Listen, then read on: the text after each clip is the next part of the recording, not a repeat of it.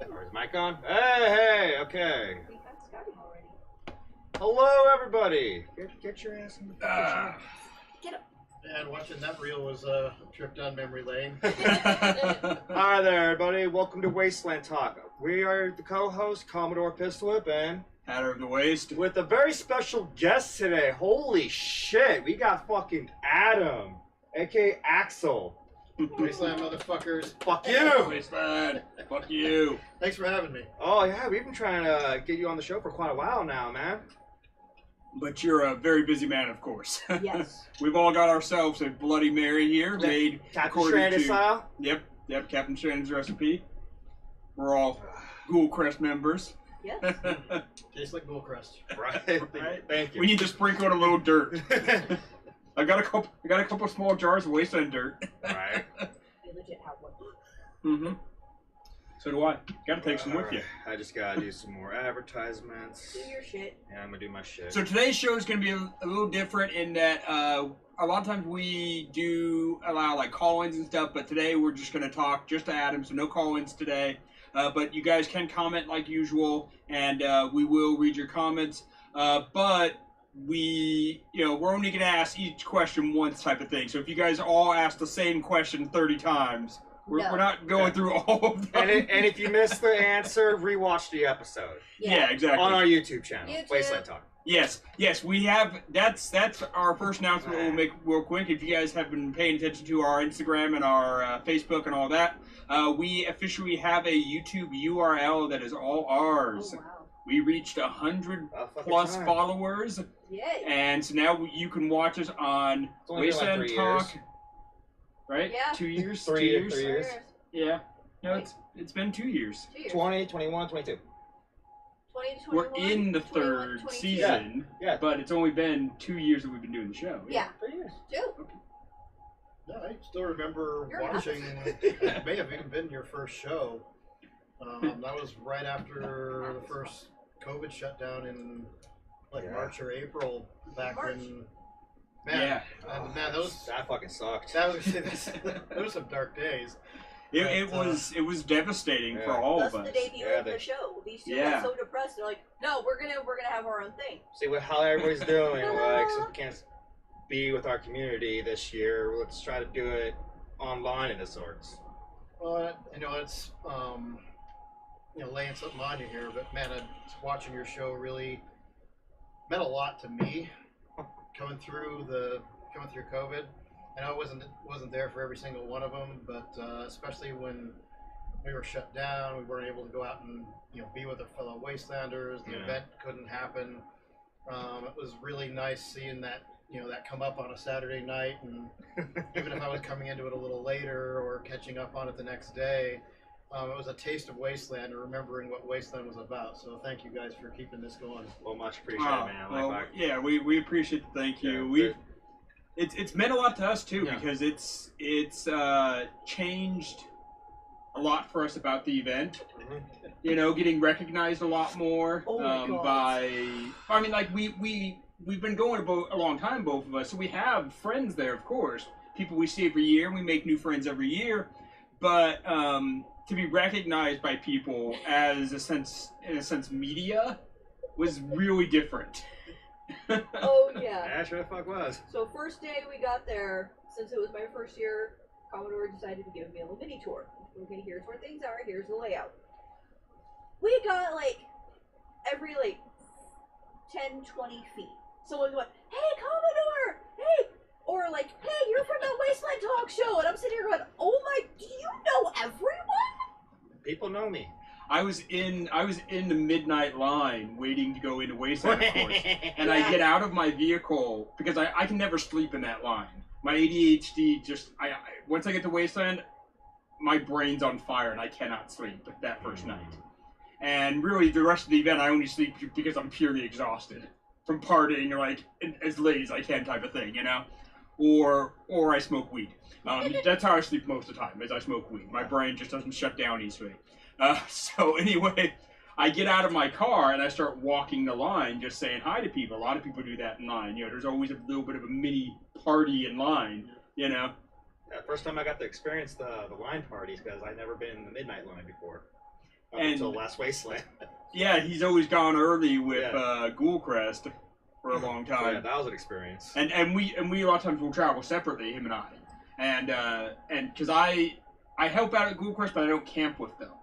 And so I have my own camp that I run still, and you know, we're a fairly small, self-sufficient group for the most part, but still I end up playing organizer and camp dad. But Yeah. But- it's the thing too is that when you meet somebody like in line, people may not even have their costumes on yet. Mhm. Yeah. And I mean, it's like when you meet somebody in the real world and, Mhm. and then they know you by name. You're like, who the fuck are you? yeah, And then it's like, oh yeah, I'm Bonesaw. And then, oh yeah, Bonesaw with the thing on your head and the Oh. helmet. And, Mhm. yeah, that time we raided the Dukes of the Nuke and stole the launch codes. Yeah. But, right up until that point, you don't remember who they are and without a costume. yeah, exactly. I definitely get that a lot. And so I'm walking the line, and I didn't get more. Actually, I think the very first car in front of me, Yes. the person looks out their window and goes, "Hey, I know you." And I'm like, "I've been going a long time. It's possible you've met me before." And they're like, No. I know you from the internet. I'm like, "Well, I have a lot of friends on Facebook." "Sure, of course you do." And they're like, No. You run Wasteland Talk. I'm like, "Oh, shit. Yeah, you've heard of the show. Okay, cool." And that happened probably about a dozen other times as I walked down that line. And I didn't make it all the way to the front of the line. I was pretty far back, Where we and I were. gave up after a while. And Was that last year? that was, Yeah, last that was Wasteland, yeah. 2021, yeah. We got Yeah. there pretty early, so we were like, we were Because that was closer to our the front first of the event line. since we've been doing the show. 2019, the line was 4.5 miles long. Damn. Damn. Yeah, we were able to see like all the lights down the desert. And I'm like, It was insane. I was, I'm glad I'm already in here. and I was in that line, but I definitely wasn't. I wasn't at the front, but I would say I was probably a good half a mile from the front. Yeah. For 21, and then also for 2019 probably too. I was probably a good half mile or more from the front, but not all the way at the end for sure. I noticed something in line though. There were some people who were just in regular clothes. Some people were actively getting out and changing over to their wasteland gear. Just like, I'm here. I'm gonna be in theme. Oh, hell yeah. Even if it was like just their jacket or just their top half, getting their Yeah. accessories going, and just the, oh my god, I haven't seen you in so long. Hugs and how are you doing? How have you been? I've never actually been in the line, obviously, because For obvious reasons. but I Line do party, have- what's that I like? do have one story from the line. Oh, Okay. It was I think it was 2017, and I go out every opening day. I always go out, drive down the line, meet Yeah. people, just kind of get an idea of who's coming in, and sometimes I'll pick out a vehicle or two and go up and talk to some new people who are new that I don't recognize. But I'm going down the line. They haven't started moving yet. It's just pre-dawn, and I see a campfire in the middle of the fucking road. what the fuck? What? And I'm like, okay, that's just okay. No. What the fuck? And I go up, and there's like 3 guys, and Dale's there sitting. He's just shrugging. Dale works at Command Center. If you I know Yeah, Dale Dixon, yeah. He's like, I He's a don't know, buddy man. of mine.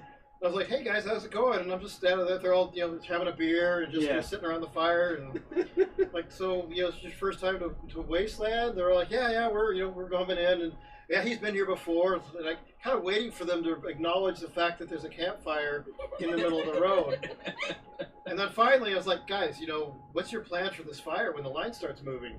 And they look at the fire, and they look at their vehicle, and then they look at the line, and they're, oh shit. They hadn't thought that all the way through. Oh, no. It gets worse. Oh, really? I was like, man, it sure is a good thing that my fire safety team didn't catch you doing this. And they all look at each other like, we're on the fire safety team. We volunteered for fire safety. Wasteland's finest. So, and I'm just like, okay, get a shovel, get all the coals out of the middle of the road, put this out, make sure it's just really, pour some water, you got a little time, make sure it's completely dead. You come find me because you're not on fire safety anymore. No. You're in a different spot We're now. putting you somewhere And else. I expected that was going to be the last time I'd ever see him. Because Oh, God. I didn't yell at him, but there was say there was some disappointment in my voice. Yes. You find your fire safety team. That disappointed dad voice. With a campfire in the middle of the fucking road. So, sure enough, they actually did come and find me in the command center, and I thought, okay, that was... They're owning up to it. Said, man, we fucked up. Look, we still want to work off our tickets. We know we can't be on fire safety. Is there anything we can do, to volunteer because we feel bad about this? I'm like, well, you know what you did to fuck up, right? Yeah, we put a campfire in the middle of the road. Like, okay, that was the first step. You know what you did wrong. Here's some sandbags and a shovel. Go fill sandbags. Yeah. So they went out and they dug. Oh, they also dug the trench for the wiring going to the stage. They went and put in a good, solid, I'm gonna say 6 hours worth of work that day doing the hard jobs. Nice. And then came to me right before dusk and said, "Look, is there any way we can get our actual volunteer job back?" Oh, they want to go back to They fire? wanna do And I was fire. like, okay, well, let's talk about that. Yeah. Went over all the things they'd done wrong. They went over the fire safety. I actually took them out to the burn barrels, and we went over the whole thing. And like, you got some experience putting out fires. Show me how you're going to do it. We went over the whole thing, and I actually did give them their job back, supervised. Okay.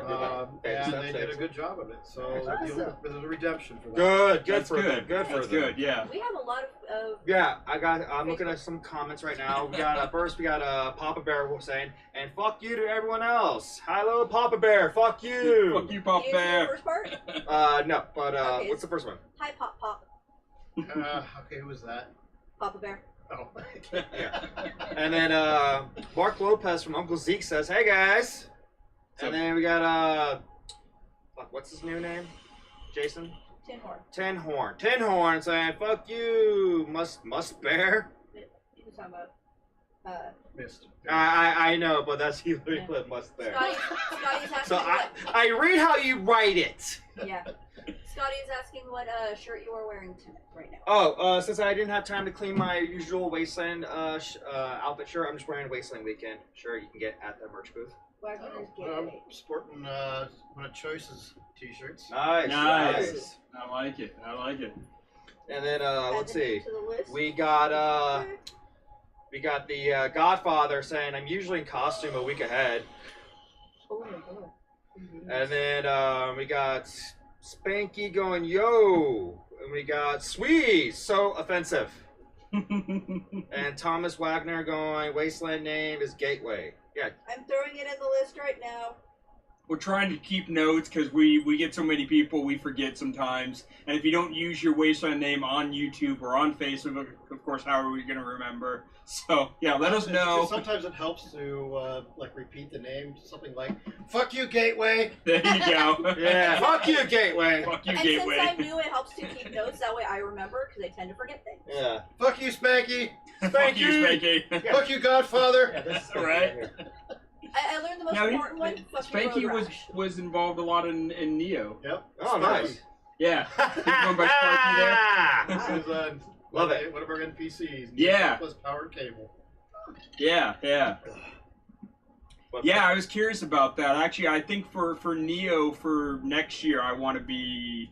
Actually, we'll probably be doing it for Wasteland this year. I might go back to trying to volunteer because the ticket prices have gone up. I bought my ticket. My budget is always always tight to say the So least. we got Godfather saying I still got my choice T-shirt, and we got Kip saying love you wonderful fuckers. Kip, he's the one that actually introduced me to Wasteland Weekend. Okay. Gateway. Fuck you and your duck eggs. Well then. Oh, you got nothing coming. That's nothing on what's going to be coming to next year. Oh. But yeah, so it's a rare opportunity that we get to all sit down, have a drink, and I know there's probably going to be some people with some questions out there. I don't fucking hit me with the hard ones. Let's start off. Well, Okay. let's start off. Ticket prices. What's up with those? Yeah, there's a fucking high. Right? Yeah, it sucks. Yeah. I'm not. There ain't no sugarcoating that. Yeah. We've been. We tried to keep ticket prices low going from 2019. 2020 happens, no fucking event. Yes. Yeah. we still have expenses. We refunded everyone's tickets. I don't know Yeah. if everybody was aware of that. Yeah. So we were hurting pretty bad for all of 2020. Jared and I were just like, are we fucked? I mean, is this it? Those were some dark days. But going into 2021, we did raise ticket prices by a whole $20, and that was nowhere near enough to cover our expenses. Everybody else, every other event, every other thing, not only has higher prices to start with, but they tack on fees for camping, fees for vehicles, fees for everything. There's if you have an RV, well then there's like $300 or $400 more for that. We don't. That just feels petty. I don't like it. And Jared and I have just never done business that way. We're kind of, maybe we suck at business, but we've always wanted it just to be one price, all in, no hidden charges, no hidden anything. It's that's what you get. If you haven't noticed, economy's in the fucking tanker. Yes. Yeah. I mean, we're just hanging on. Prices for everything have gone up 2 or 3 times what they used to be. Yeah. Something as simple as there's a heavy duty ratchet strap, for example, we use on some of our bigger tie down loads, logistics. That one thing back in 2019 was a solid $40-50. It's coming up on $300 now. Oh, wow. If one of those gets broke, we still have to replace it. So we got a comment from the Swedes saying, we ran the numbers and Wasteland Weekend still has the lowest ticket price of any festival we could find in the southwestern of the U.S.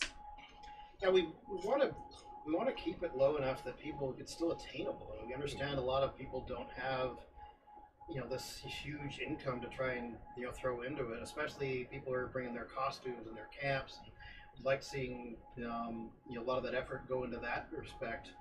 But yeah, there isn't also anybody who does what Wasteland does as far as an event. And for years, every single year, every financial advisor, every potential investor, any advertiser, we don't have any of that because they all hit us with the same 3 things they want us to do. One, right off the bat, they say, well, you need to make this a family-friendly event. Please don't. And no, over my dead fucking body. Oh, yes, no, thank you. We're not doing I was that. like, well, that's friendly. Because if you had all these kids there, then more people would come and you'd sell more tickets. Well, that's not what this is about. It's about the experience, and it's an adult event. Yeah. The second thing that every advisor has ever said they wanted us to do was ban outside liquor and have liquor sales be sponsored by liquor companies. Oh. I don't want to pay $20 for beer. No. Oh, fuck no. I don't either. I would still smuggle in beer. I can guarantee well, yeah, it. you couldn't do it anyway. Yeah. But the Atomic Cafe has always been free. We still had to jump through a lot of the hoops you'd normally jump through to have liquor sales, and then they didn't understand why we weren't making any money on it. Like, it's because we're not selling liquor. Yeah. We still got the permits. We still went through the process, but there's still but that's not what we do. But that's not what Wasteland's about. And the third thing, which would absolutely kill Wasteland, but would make a lot of money, is if we drop the costume requirements and just let in tourists. So basically, rent fair. Yeah. Basically, that is exactly what It would be rent every fair, advisor has ever told us. Every potential investor, everybody's always said, "Hey, you guys suck at this. You should be making money. Here's how you do it. Turn it into rent fair." No. It's not fucking Wasteland. I did rent fair for 15 years before I started doing Wasteland. There's nothing wrong with that, but that's not what this is. But I mean, my whole point is that for me, the experience at Wasteland was so different that I was like, I'm done with. I'll go visit fair. I don't work it anymore because it was that big to me. It was like, this is so much better, and I only have so much vacation time, so much money, so much resources. So it's like, if I'm gonna put my money anywhere, it's gonna be Wasteland. But I get why people are upset that the ticket prices have gone up. That's understandable. Nobody fucking wants to pay $300 for a base ticket. Nobody wants to pay higher prices for anything. Yeah. We sure as hell don't. Like, our logistics has just skyrocketed. There's fees that we have to pay to government agencies that's a mile long, and it just keeps going up and up every year. Whether we have 50 people there or 5,000, it doesn't matter. They're still hitting us with those things that just keeps going up, and we can't run the event without it. Fucking Christ. That makes sense. Yeah. So Yeah. I mean that's It sucks, but hey, it's better than not having Wasteland at all, really. and that's unfortunately where we're at. I mean, we ran the numbers, and we can't keep doing this. We're without raising the ticket prices. I just pulled up Burning Man's website right now. All right, Burning Me like $500 or some shit. Burning Man right now, let me see. Where am I? And they charge a lot of different Main fees for different sale. things. Yeah. There's about 10,000 tickets at $575 each, Yeah, no. and there's Yeah, only no. there's only 5,000 vehicle passes at $140 each. 140 a vehicle. Yeah, and there's like So Wasteland sounds like a good place to there's go. hoops you have to go through. You have to register through a specific website.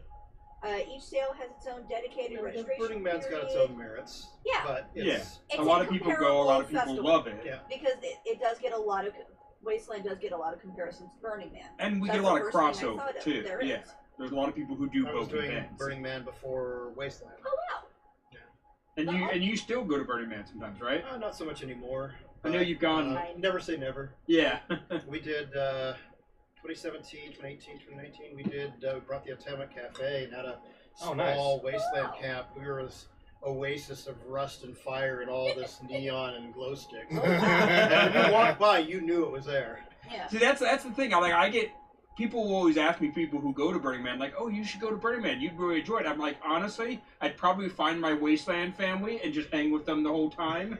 And so then it'd just be Wasteland again for me. Yeah. Like I like that Burning Man exists, and I would probably enjoy the event, but I'd probably just end up hanging out in the Mad Max themed area. Yes. You It's know? one of those things that if you get the opportunity, it's worth doing once in your life. Yeah. And if you love it, then go back. If not, at least you had an experience. Yeah. Yeah, and I'm always going back to Wasteland. Yeah.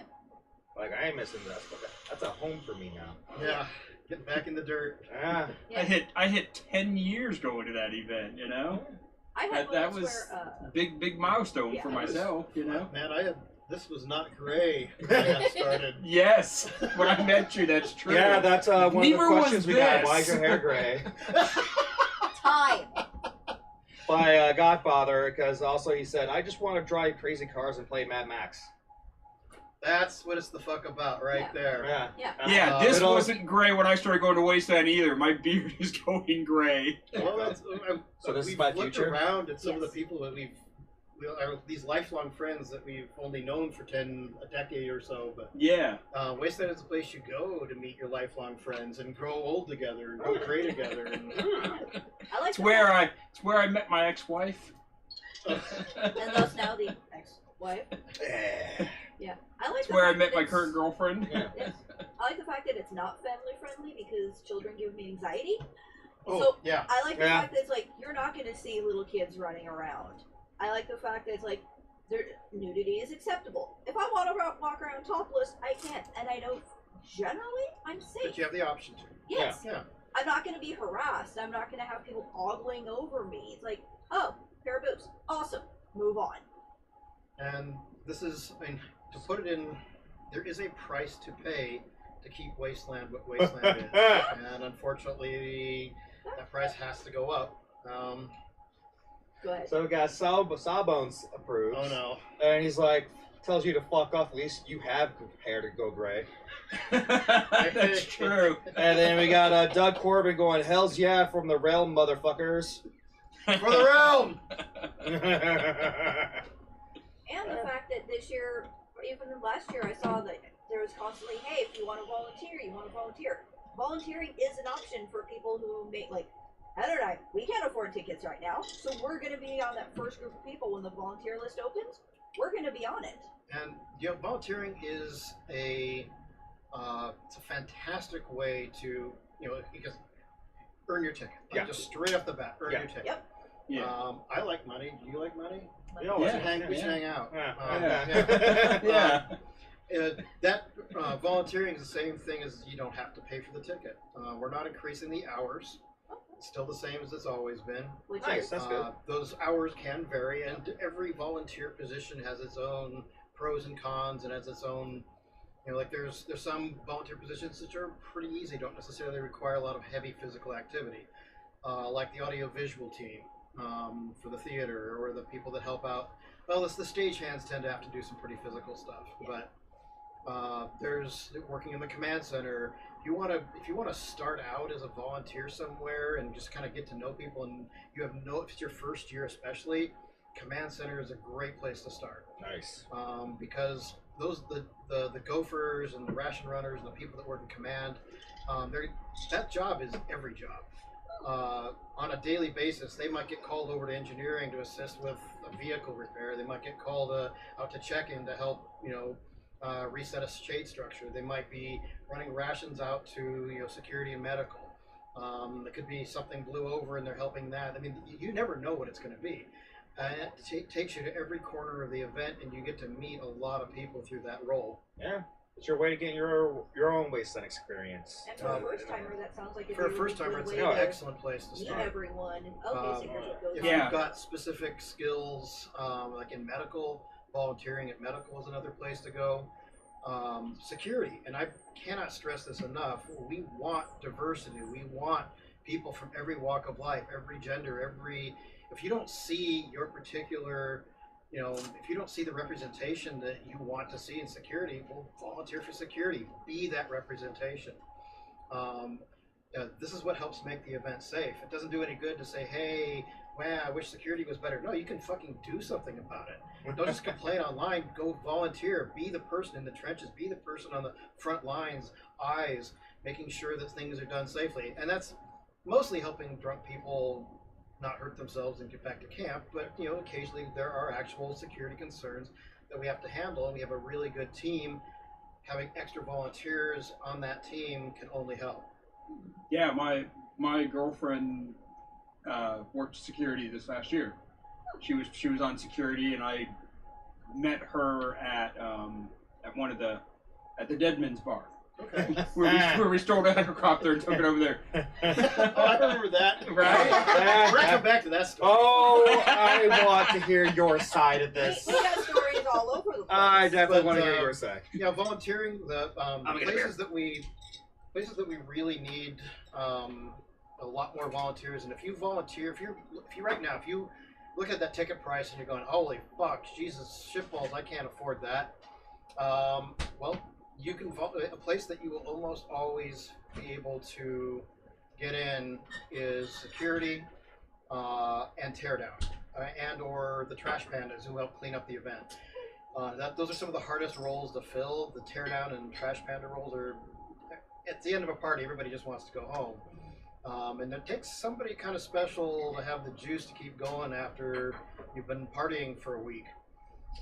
So anybody who can stay behind, those roles are vital. They'll earn you a ticket, and a teardown especially is one of the only roles that you can earn 2 tickets. Oh, nice. And you can have those refunded against your Wasteland ticket or forwarded to Neotropolis if that's something you're interested in as well. Oh, wow. That'd be a great way to go. Build crew is another place we still need. Yes, build need crew. volunteers. That is, don't get me wrong, that's fucking hardcore. That's not just a shift. Right. Yeah. We work our fucking asses off. The advantage, though, is you get to do your volunteer time before the event starts. And once the event starts, you're off the clock. Your time is yours to go spend the event. So, yes, if you're working teardown, you're probably putting in more hours that people are never even going to know you did.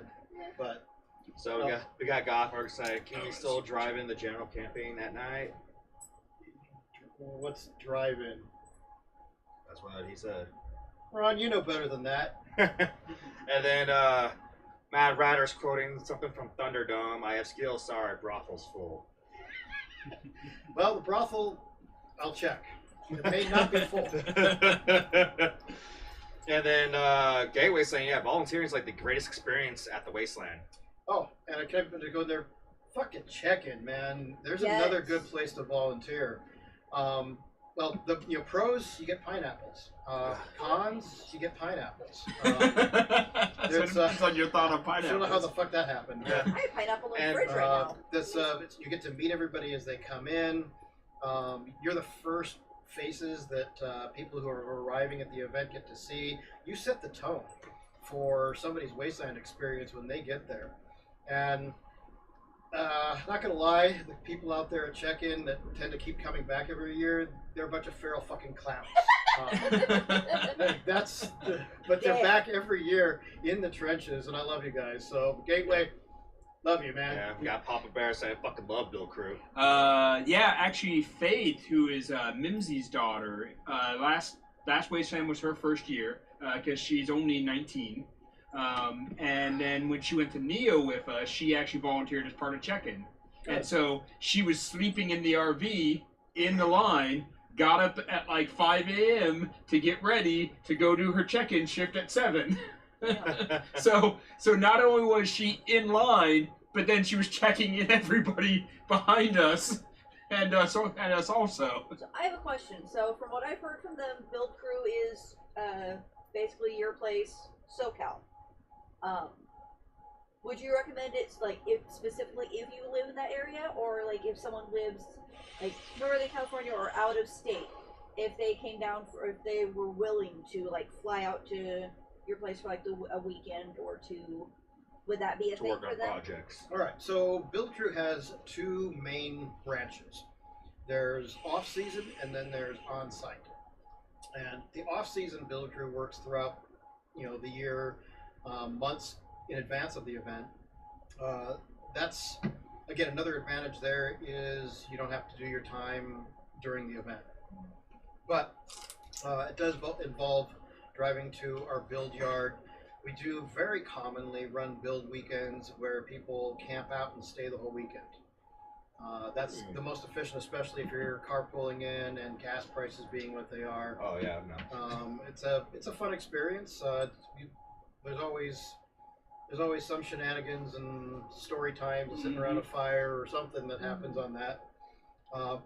Then there's on-site build crew, and on-site build crew arrives almost a week, 6 days before the event starts. And that is a pretty heavy commitment of time that most people, we aren't shy about telling people it's a lot of work. You're going to be in the trenches, you're going to be climbing scaffolding and digging holes and helping to build this event with the gates that have to go up, the Atomic Cafe, all the infrastructure for security and medical. There's a huge amount of work that goes into setting everything up before the event starts. But there's a camaraderie, there's something special about that that's really hard to put into words. And once you're build crew for life. Nice. Yeah, So good. I was going to say real quick, the interesting thing, so I was on off-site build crew a couple different times.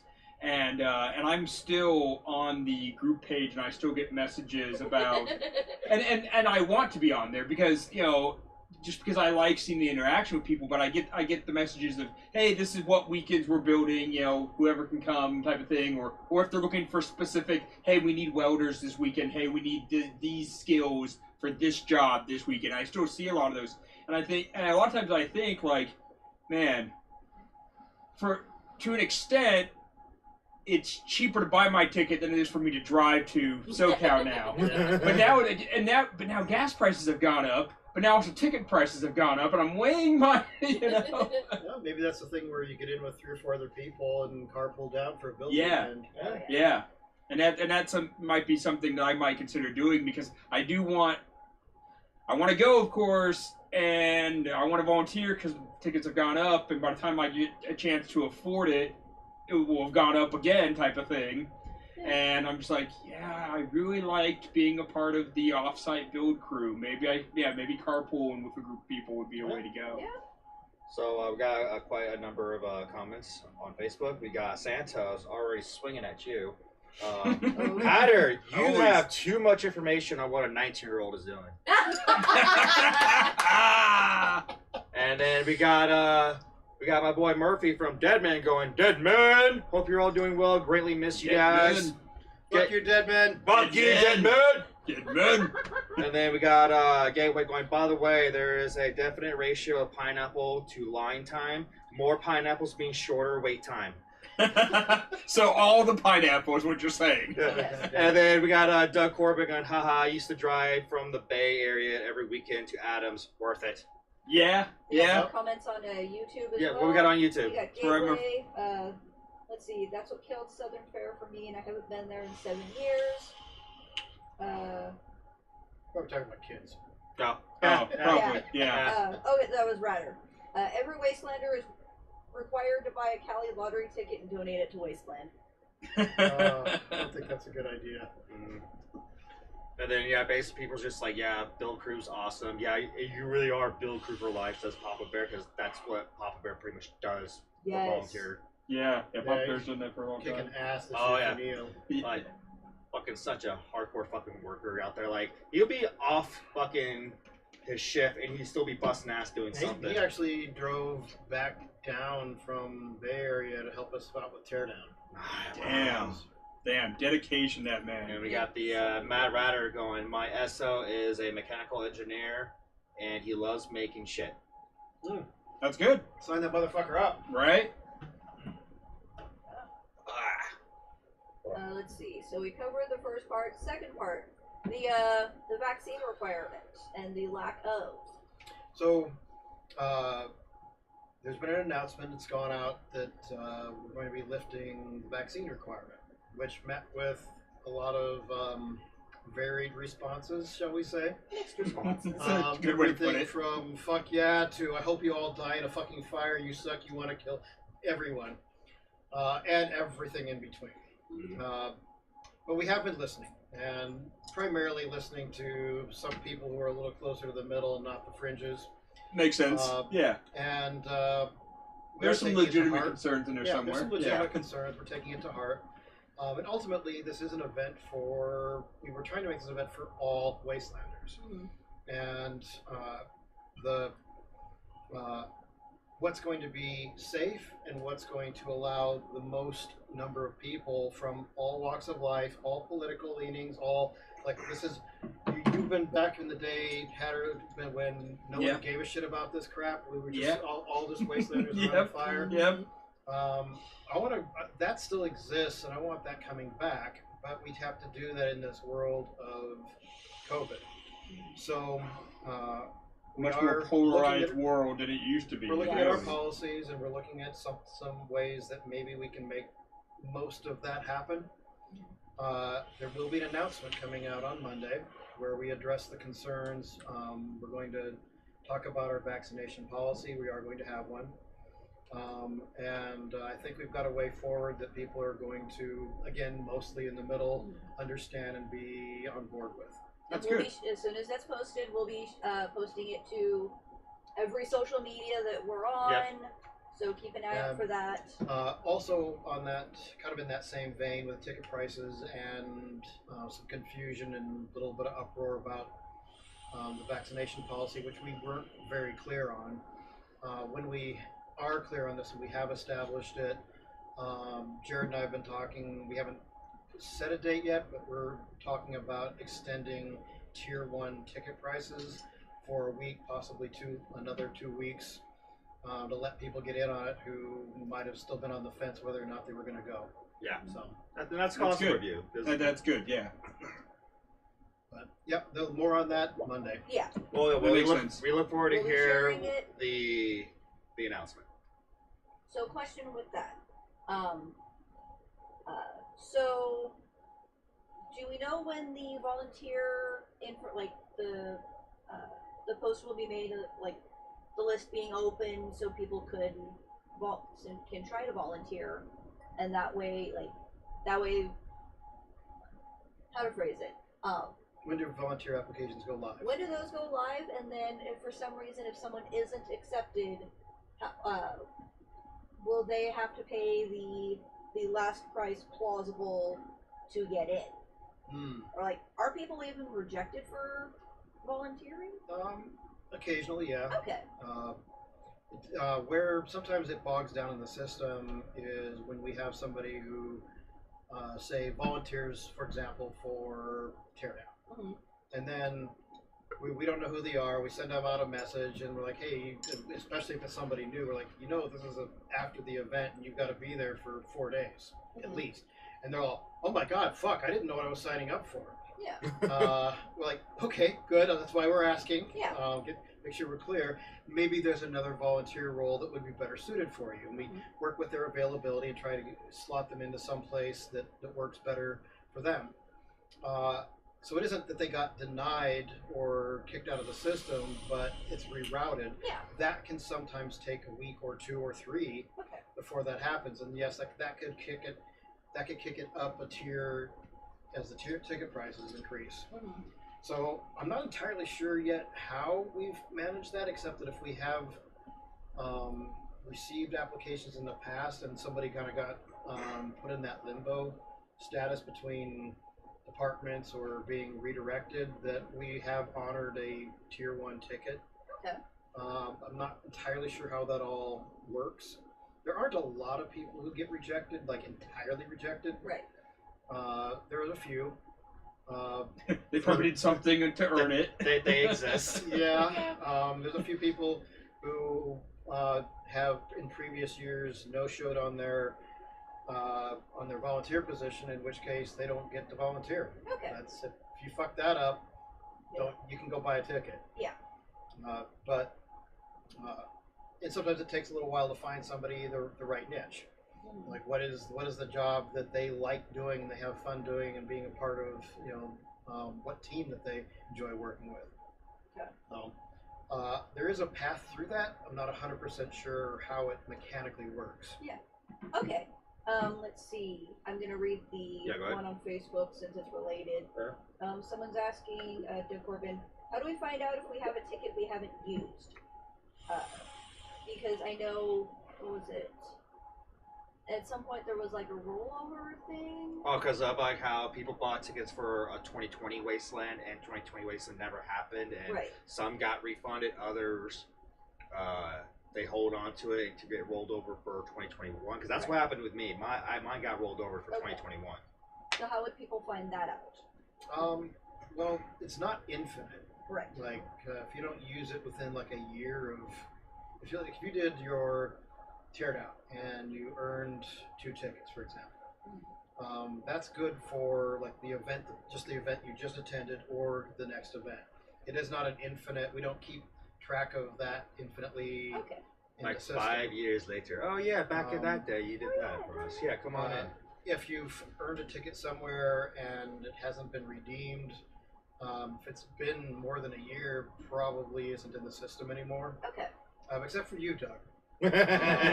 Doug, you've definitely done your time in the trenches of blood, sweat, and tears. So you need a ticket, buddy. You got one. Yeah, I thought it rolled over, but I didn't see it. That's why I was asking. There you go. That makes sense. Fucking A. Oh, we got Specs. Oh, Specs is watching. YouTube. Nice. What's up, dude? What's up, Fuck you, Specs? Specs. Fuck you, Fuck you, Specs. Specs. Let's see. So there's a question I did want to ask you. Something that I've been noticing around the Wasteland. I just want to know how this became a thing. If you were the one responsible for it, where did these Adam said it was okay coins come from? Oh God. Yeah, there's a story for that one. Okay.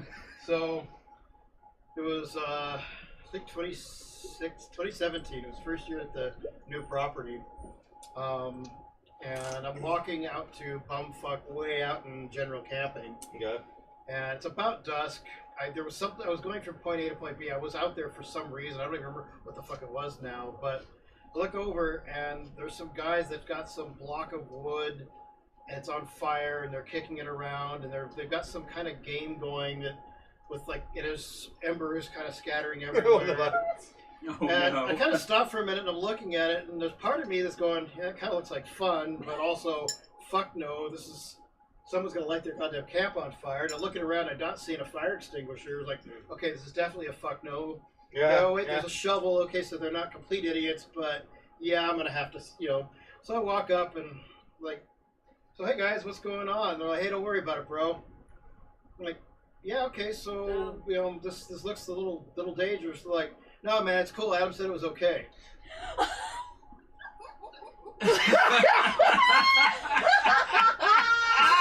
Like, really?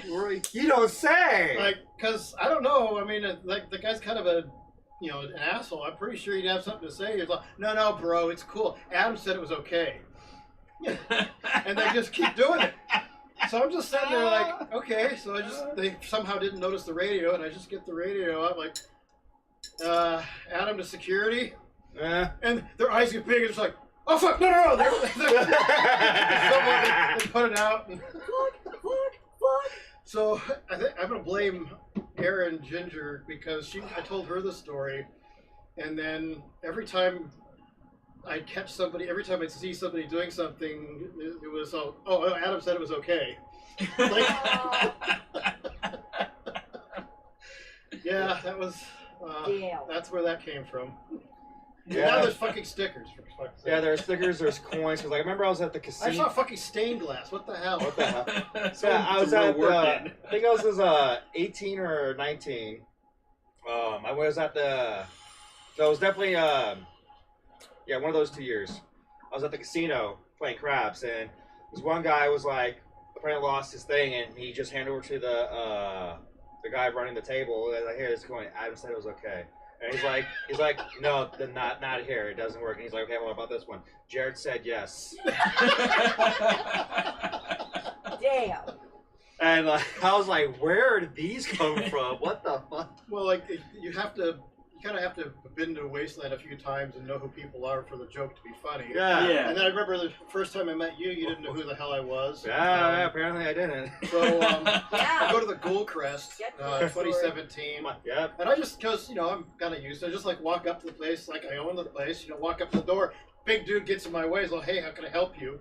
Like, yeah, I'm just going to go in and see, Jerome. He's like, well, I don't see a tie. And I'm like, I look up, and at first I think he's joking, but he ain't joking. No. He's got some big old pole arm or some shit.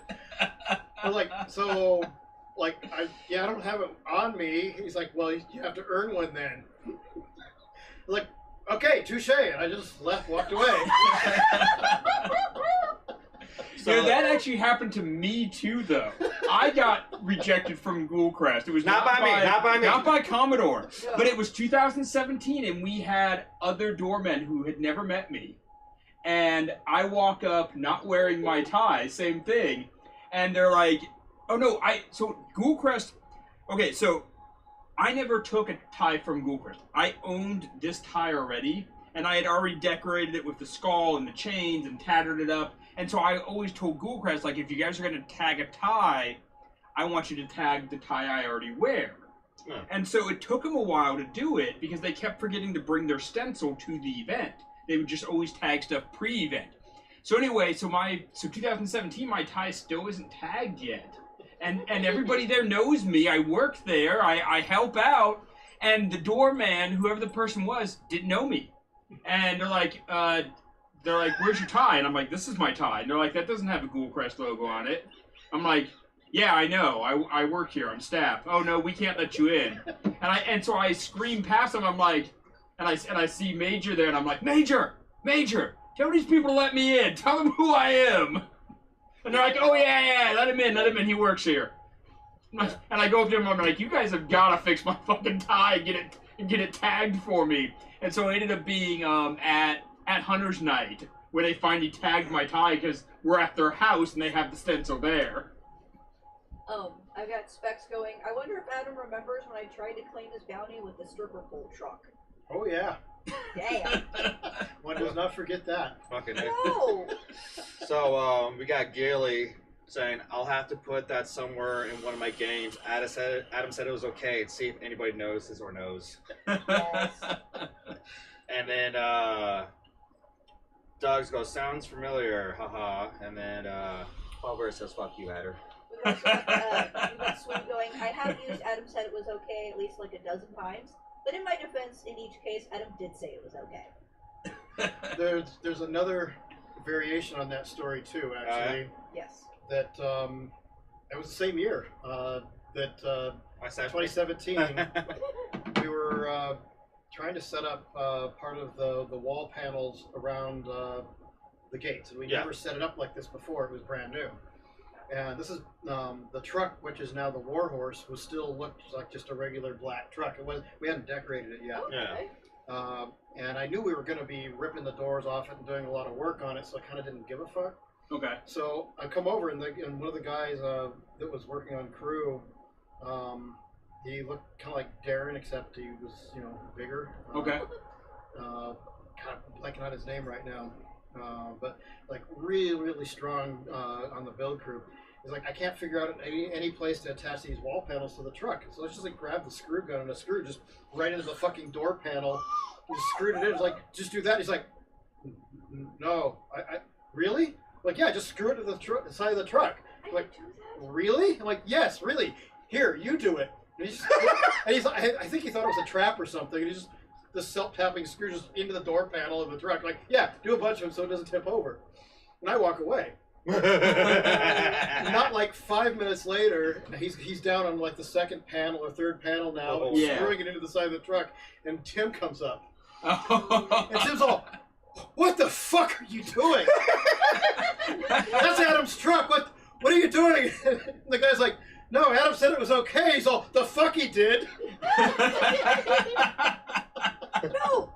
But actually, Adam did say it was okay. Yeah, that's true. Yeah. So we got Sawbones going, saying all I have to say is stripper pole cow, and then we got Jacob Thompson. Fuck you from Sorbro. Fuck you, Sorbo. And then Doug goes, here's as being a runner and bringing staff 50 cheeseburgers. And Gateway goes, we can take a moment to truly appreciate how much work Adam does, especially during teardown. Yeah, well, that has to be. And Gateway, thanks for coming back to site and helping us with teardown for Neo, man. You rocked it. Thank you. Appreciate it. Okay, then. Oh yeah, stripper pole cow. Well, I know there's the cow on top of fucking Road Rash that one year. Well, that was the same year. Is that the same cow? It was the same cow. Yeah, because So it ended up at the Atomic Cafe at one point. Well, it started out Thursday or Friday night. It was right after I destroyed the Duke's throne. Or, no, that was 2018. Yeah, it was right after you destroyed the Duke's throne. That's another story. It was an accident. I thought you went like really Cody Rhodes on it or something. But I come back to command center after I went and filed a security report on myself about the breaking the Duke's throne. Oh. You know, I got to keep the paperwork in order. You slap yourself on the wrist. And everyone in the command center, it's like 10 o'clock at night. They're all acting kind of weird and like that. Yeah, nothing to see here, buddy. Yeah. Oh, hi, Adam. Hi. And sure enough, there was the cow from Junktown hidden in the command center. And it was funny, so I took some pictures and I laughed. And then I'm like, guys, really, this is, if you're gonna do this, you can't keep it here. Okay. Like, and they're all, oh, like, I didn't say you had to put it back. It just can't be here. Just whatever you do, I don't care what the fuck, put it up on the tower of Road Rash or something, someplace they can't miss it in the morning.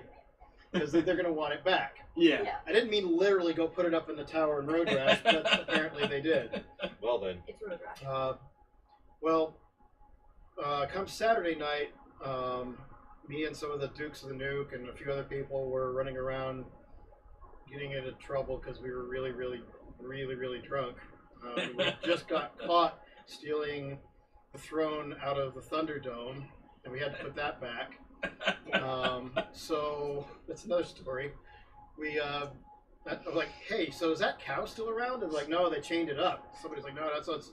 I'm like, yeah, but poor cow. Is it like really chained or just dummy chained? And we all look around like, well, way to find out. I guess is the name Mulisa. No, I thought it was. I don't remember. They had another name for the cow.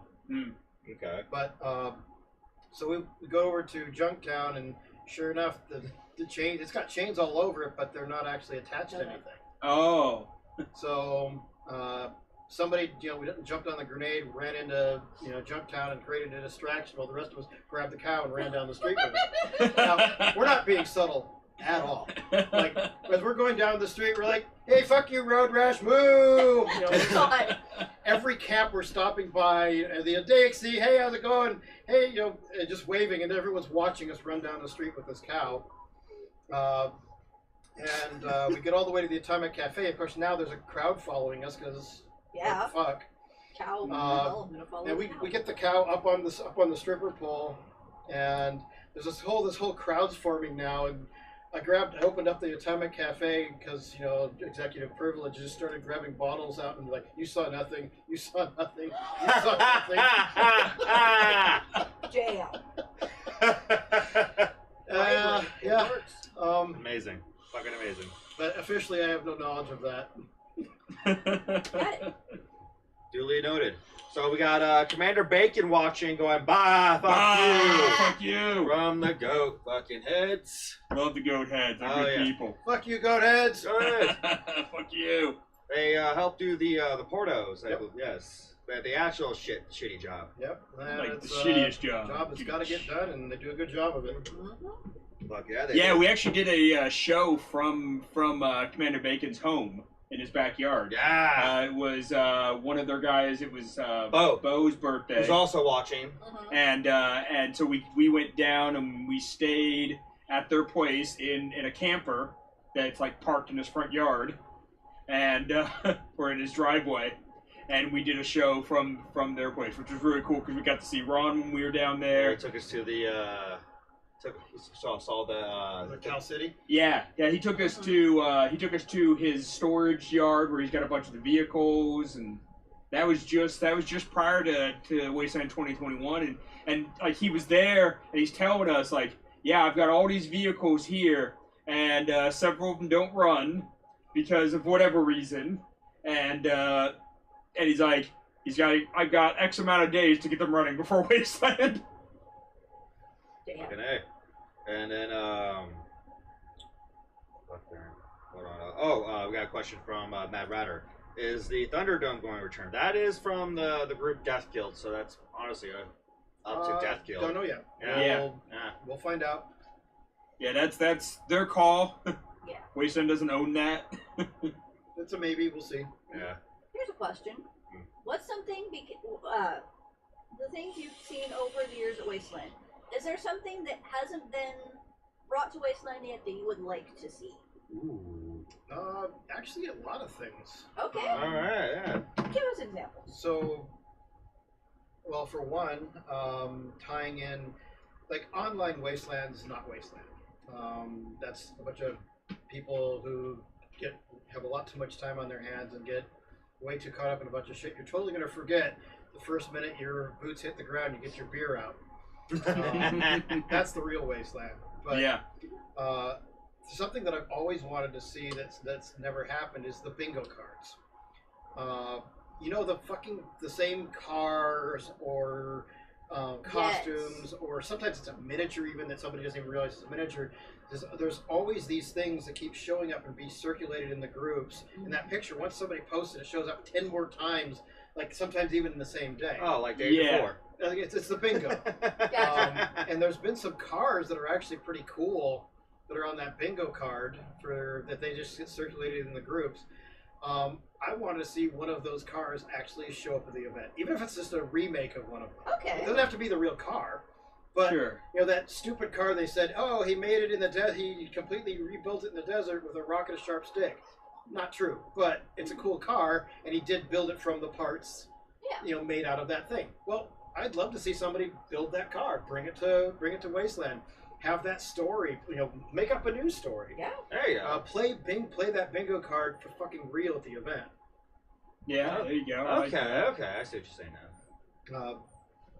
There's a few things I wanted to see that have never really launched well. I'm a big fan of the Fallout games. Oh yeah. We got some Fallout fans. Oh yeah. I've always wanted to see a really solid, like a Minuteman style tribe that actually role played it well, not just one or two. Another Sullivan needs your help. Yeah, that'd be fun. Yeah. That'd be hella fun. Okay. Oh yeah, I like the Minuteman faction. They're fun to work on in that. They'd be fun to role play. They'd be fun to be either good guys or bad guys, or just people who that they're keep getting in the way when you're trying to run shenanigans because they're trying to save the day. Yeah. Yes, I like this. I like this. Okay. There's the Rangers from the Wasteland series games. Yes. The Desert Rangers. Yes. Every time I do see those people make the badges, the Desert Ranger badges, and Barter Town. With the Slammer now built, I'd love to see some Some more. Actually, we're going to be running. The sheriff is up for election this year. Really? So I'd like to see some variation. Maybe the Minutemen take over the Slammer. Maybe it's the Rangers that take over the Slammer. Maybe it's some lawless bunch of hooligans that take over the Slammer. It could be anything.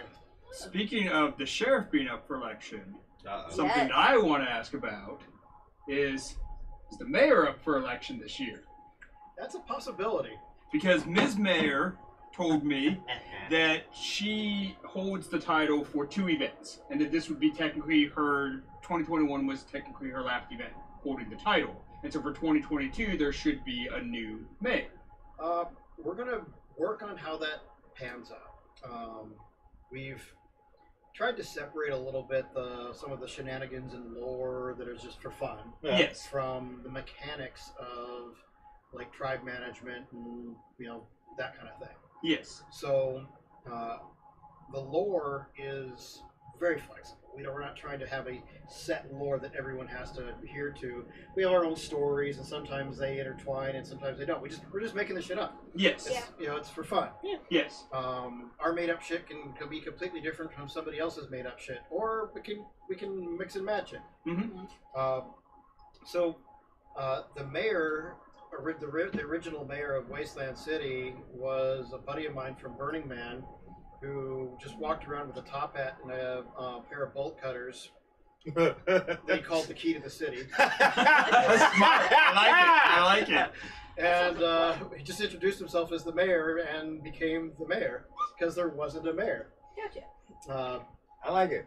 And after a few years, and he moved away. He hasn't, he moved too far to keep coming back to the event. Mm-hmm. The title was passed to somebody else, and then we've done an election every other year, I think. Okay. I know Heist was a mayor for a while, Yeah. and then currently it's tagged from the Death Caps. So maybe I'll talk to Tag and find out if originally it was something we tried to do outside of Wasteland in like in a tribes moot or Mhm. That's what one of those kind Tag of told me. gatherings. Yeah. But unfortunately, those gatherings have been difficult to run with COVID. Also, they weren't as inclusive necessarily as they could have been.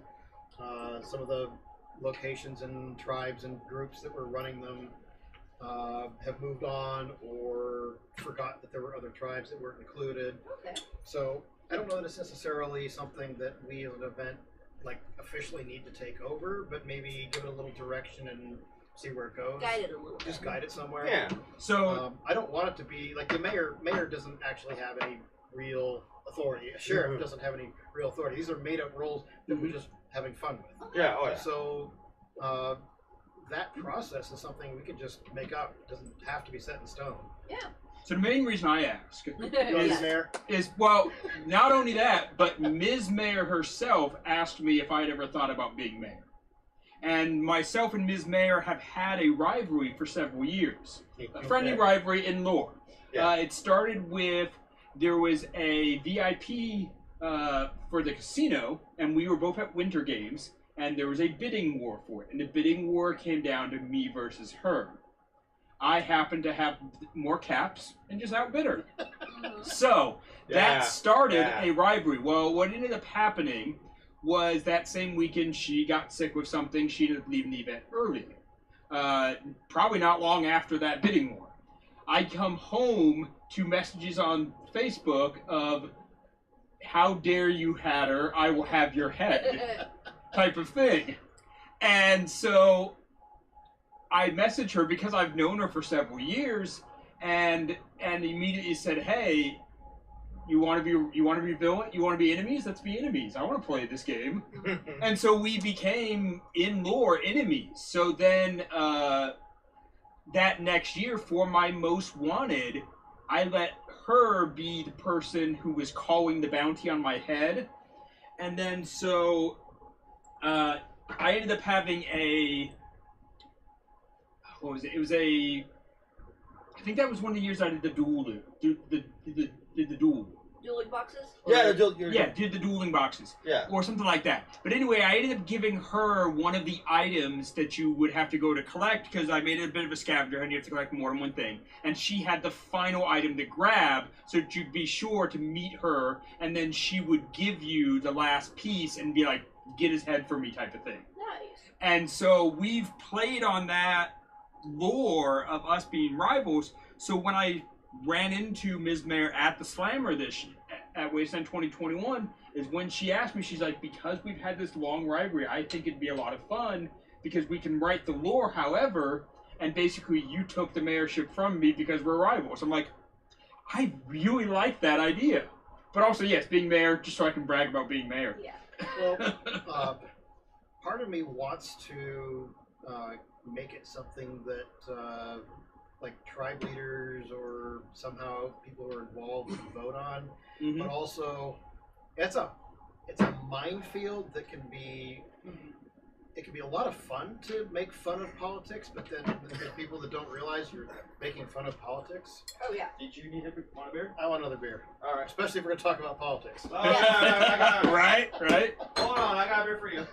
Okay, so Like, not real politics, that's the whole fucking point. I bought this one the other day, and I hadn't actually opened it yet, but I think you should try a little. It's a bourbon barrel stout.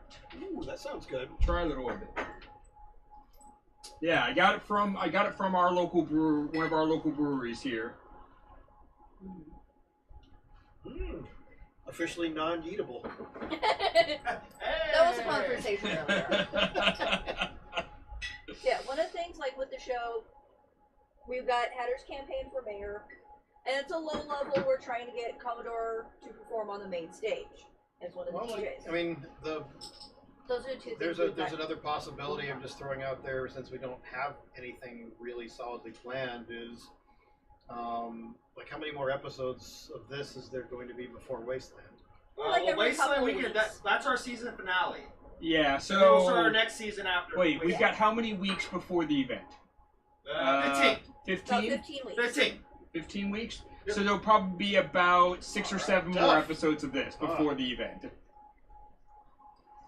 Yeah, about 6 or 7 more Yeah. episodes, because Huzzah. we do about 2 a month. Yeah.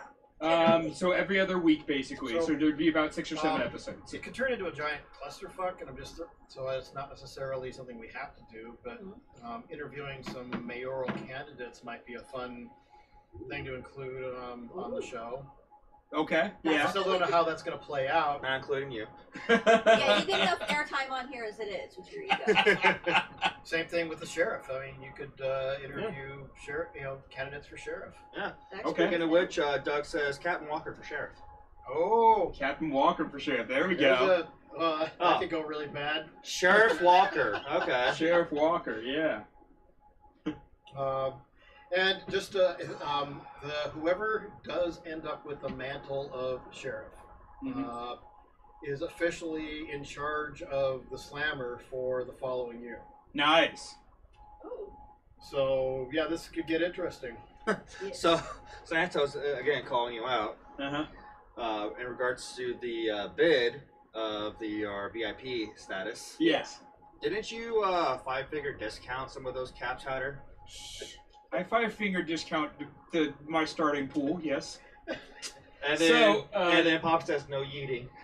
I will start. I will tell that story again because it's one of my favorite stories, and I'll keep it a little more brief because I've told it many times. But when I was at Winter Games, I showed up broke in caps. I had no caps whatsoever, and I love the casino. I've played at the casino. When I went there my first year in 2011, it was one of the few things to do, and I've been addicted to that place ever since. And I sometimes have a great weekend where I'm up real high and have tons of caps and leave the event with a big old bag full of them. Sometimes I leave the event broke as can be, as far as caps go. Like most casinos.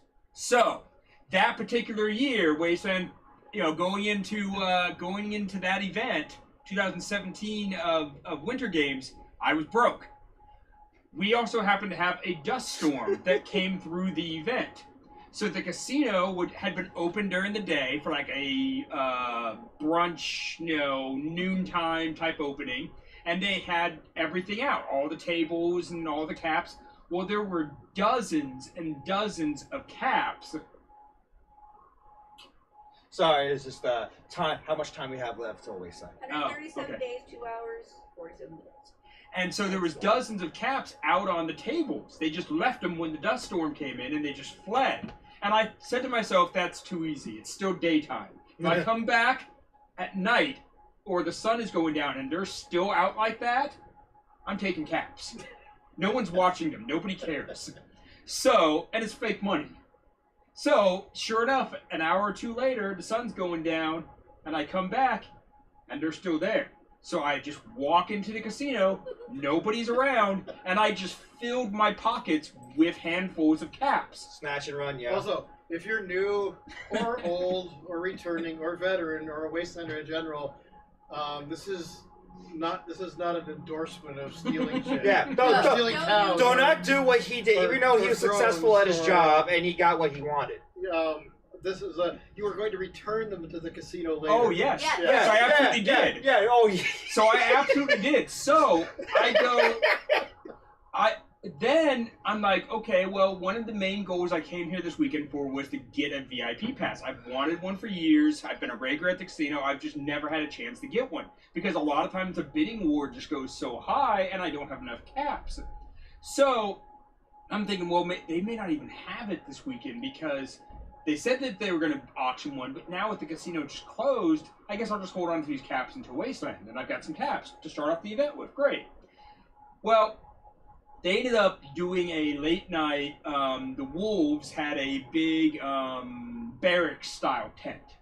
And they brought in the propane heaters into there, because it was that particular year at Winter Games, it got down into the teens temperature-wise.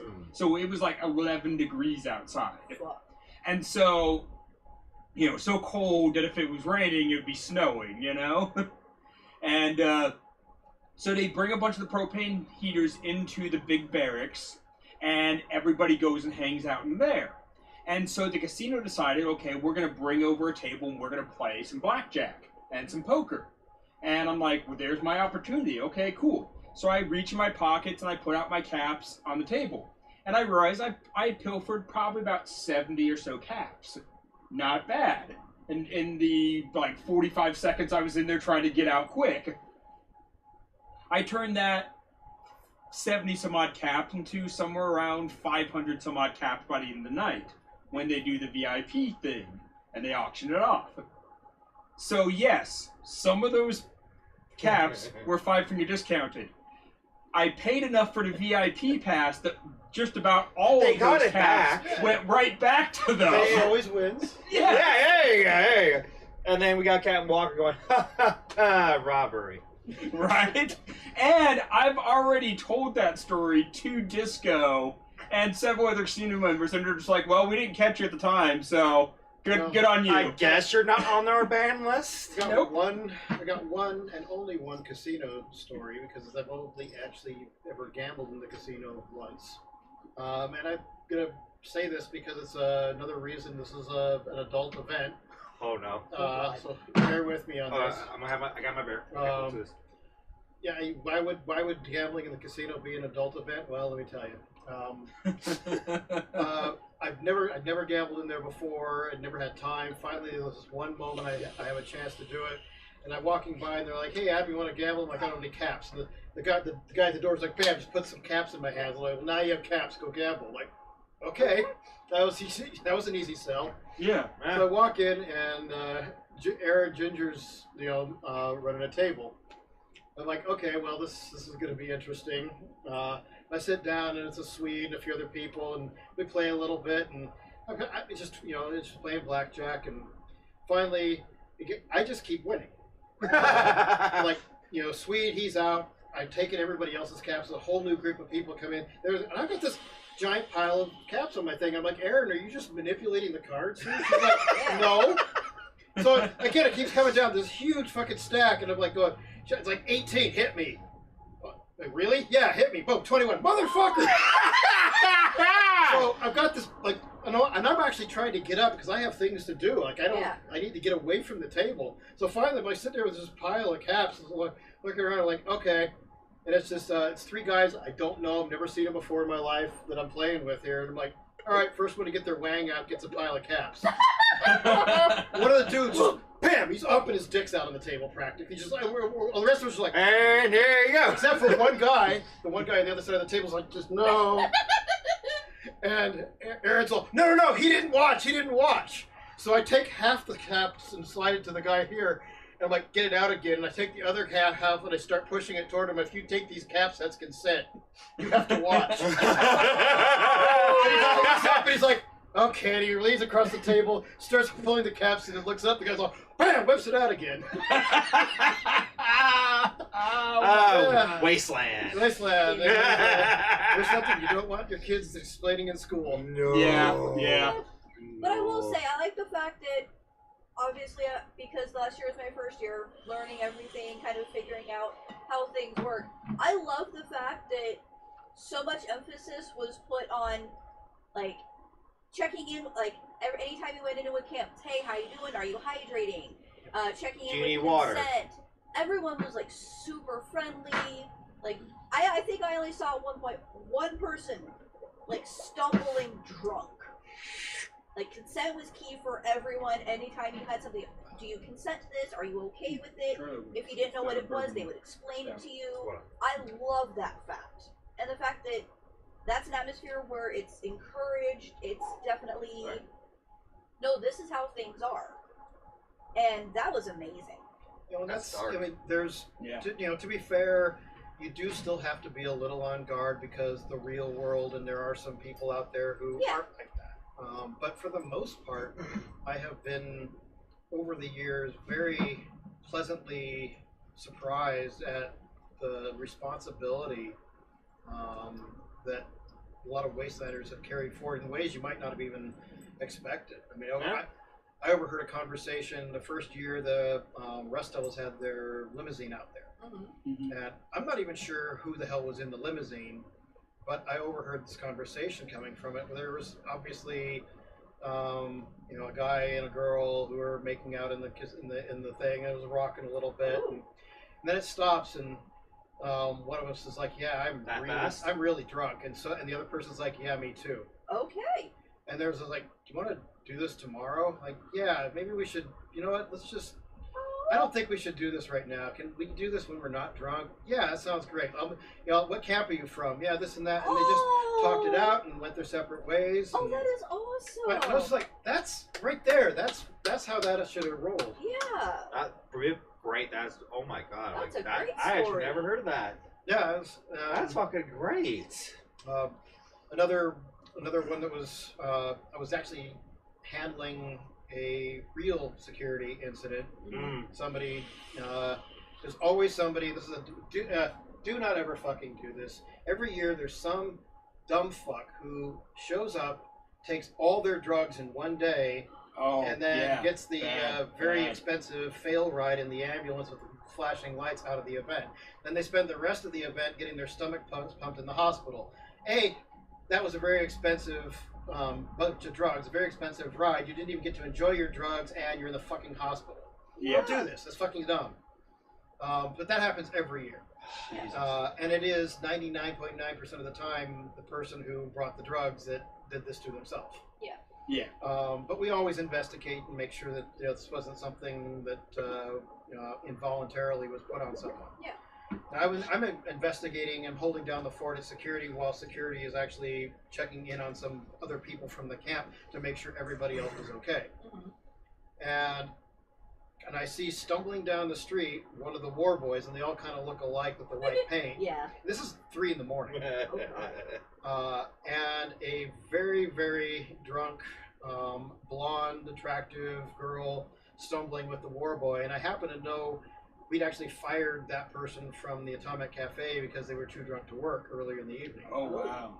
Okay. They still got their ticket comp. They were too drunk to work. Like, you can't be serving drinks. You're not responsible. Just take the day off. And I'm a little worried now. Like, hey, is this person out of their is this somebody who's not in control of their facilities? Because she was really messed up. Yeah. And and she's being walked down the street with this war boy, and it didn't look like they knew each other. Okay. And I'm like, okay, this is a recipe for this looks like oh yeah, I'll take you back to your camp. And so I'm eyeballing this, watching my colonists on the security, making kind of keeping an eye on where they're going. Yeah. And I've got a pretty good idea of what camp that was, and I'm still like giving it just the amount of time before I go. Am I going to go do something now? Here comes the war boy wandering back, and I was like, "Hey man, so what was that? She gonna be okay?" He's like, "Oh yeah, I don't know who she was. She was just over by the campfire. She was really drunk, so I just took her back to her camp." And then went on back. There's a comment about that story. Oh really? But I cannot present this person. Casado and Foster? Yeah, I knew that is. So basically, that one stumbling drunk tried to get into my tent at 2 a.m. I hear from my tribe mates that his wife was very unhappy with him. I don't think that's the same story. Probably not, but we heard so many drunks. And drunk war boys painted white, they all look alike. Yeah. I'm guessing there was there's probably been some incident with drunk war boys. Yeah, and then we got a gateway going. On that note, don't do that in the line party. Yeah, Hashtag take all the drugs. Yeah. So there was I got another similar story like that kind of reminds you of once again of the way people treat each other at Wasteland with a good respect. Yeah. I don't remember necessarily all the things, but there was I'm in Ghoulcrest, and I'm talking to a person, a woman, and a lot of people at Wasteland are wearing very little clothing, but very little clothing is not consent, obviously. So she's wearing whatever, I forget exactly what she was wearing, but yes, it is very little clothing. Some guy comes into the bar and for whatever reason was allowed in. I don't remember if he had a tie or not a tie, but he starts catcalling her as soon as he walks in. She, of course, did not appreciate that. Of course. Neither did any of us, really. He got up to the bar, and bartender Jerome, Captain Stranded, looked him straight in the face and said, "Get the fuck out my bar. Yeah, I will not serve you. Get out of my bar." Well, and that's something where we're dealing with a lot of people who, especially on the spectrum, are awkward around the opposite sex in general, and sometimes don't get the clues right. Yeah. So, I want to give a little bit of leeway for just the awkward pickup line that went really bad, and then when it's obvious that wasn't received, someone walks away. That's cool. That's life. That happens. Yeah. Yeah. But when someone's drunk off their ass, and I have the other side of that story, by the way. Oh, really? Yeah. He got out into the street, and security was already tracking him. Oh, wow. Because he had just gotten kicked out of another bar for almost the same thing. What the fuck? Oh, wow. So they'd already tracked him to Ghoulcrest when he was on his way out the door, and they snagged him. Yeah. Just like that. That's good. And he was so inebriated, they actually had to take him to medical. Oh, wow. Now, turns out, he's telling medical, "Oh, no, it's okay, I'm on build crew." Oh, no. So I get the call, "Hey," and that's out of courtesy, like, "Hey, do you want to come deal with your guy?" I'm like, one of my guys shouldn't be fucking doing this. Yeah. I hear the story, I find out who it is, and they're like, "What do you want to do?" I'm like, "Kick him the fuck out." That's what you do. I don't care what. You don't get to say, "Oh, I'm on build crew," or "I know Adam." Adam did not say this was okay. Yeah. Fuck you, dude. Get out. This is, this kind of behavior is not okay. And if this is the kind of thing you're going to do and then drop build crew name, get the fuck out. Yeah. And we expect a higher standard than that. Oh, fuck yeah. Yeah. And speaking of something that I think that last year was its first year, with the whole thing with Med Tent, there was also an area for people to take care of their mental health. Like, hey, and people were trying to get word out. It's like, hey, if this is too much, if you get overstimulated, if you just need a quiet place to kind of just decompress, tell everyone you know. Go over to medical. They'll direct you on where you need to go. No, you're good. So, do you mind if I expound a little? Yes, on feel that? free. We have a really good medical team that is primarily there to deal with people's physical health. Is somebody in pain, or they injured? Is there something that they need to take care of there? That is their primary purpose. Secondarily to that is mental health. It's another concern, and that I like that our medical team not only brought a separate tent, but they've had people on staff who are there to talk people through some of what they're experiencing.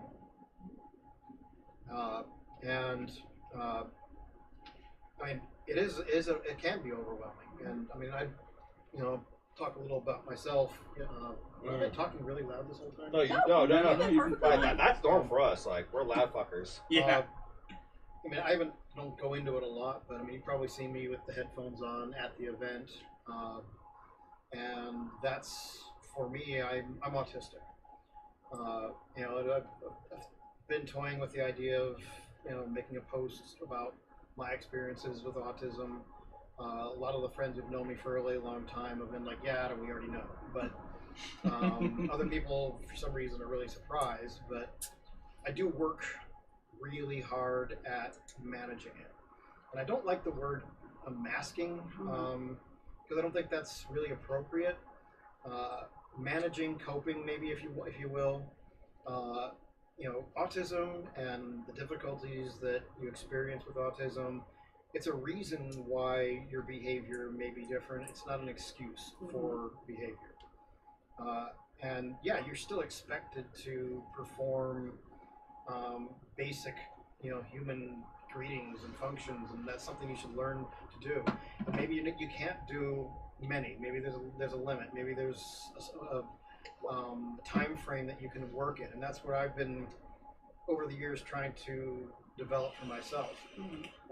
Early days of Build Crew, you'll probably hear stories about Adam yelling at people a lot, and I've worked pretty hard to not do that, and part of that has been poor management of autism.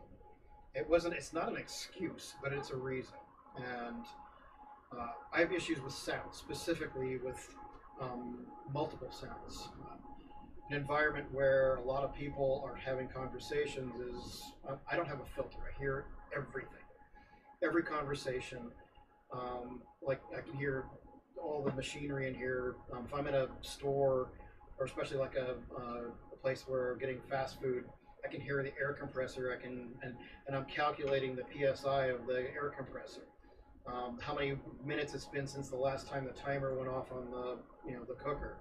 All of this information, plus it's all being processed. And you get to a place like Wasteland, that's extraordinarily overwhelming.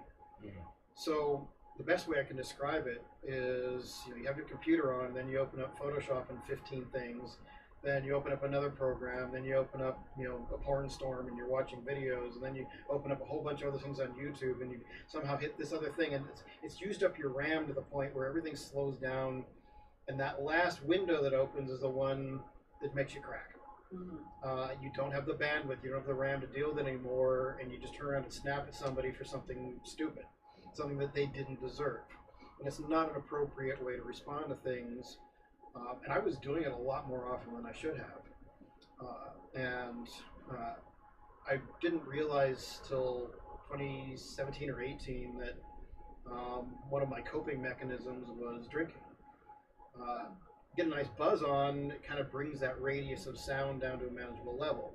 If I'm a little really buzzed, then it kind of doesn't faze me anymore. And it's a shield, it's a bubble. It's also not how you're fucking supposed to deal with your problems. That's called alcoholism. And especially being responsible for an event, I can't be operating impaired. Like having a drink or two, while I'm working around the event, that's fine. Being drunk off my ass, fuck no, you can't do that. And this is what has changed the game for me. The sound canceling headphones bring that radius down to something that's manageable.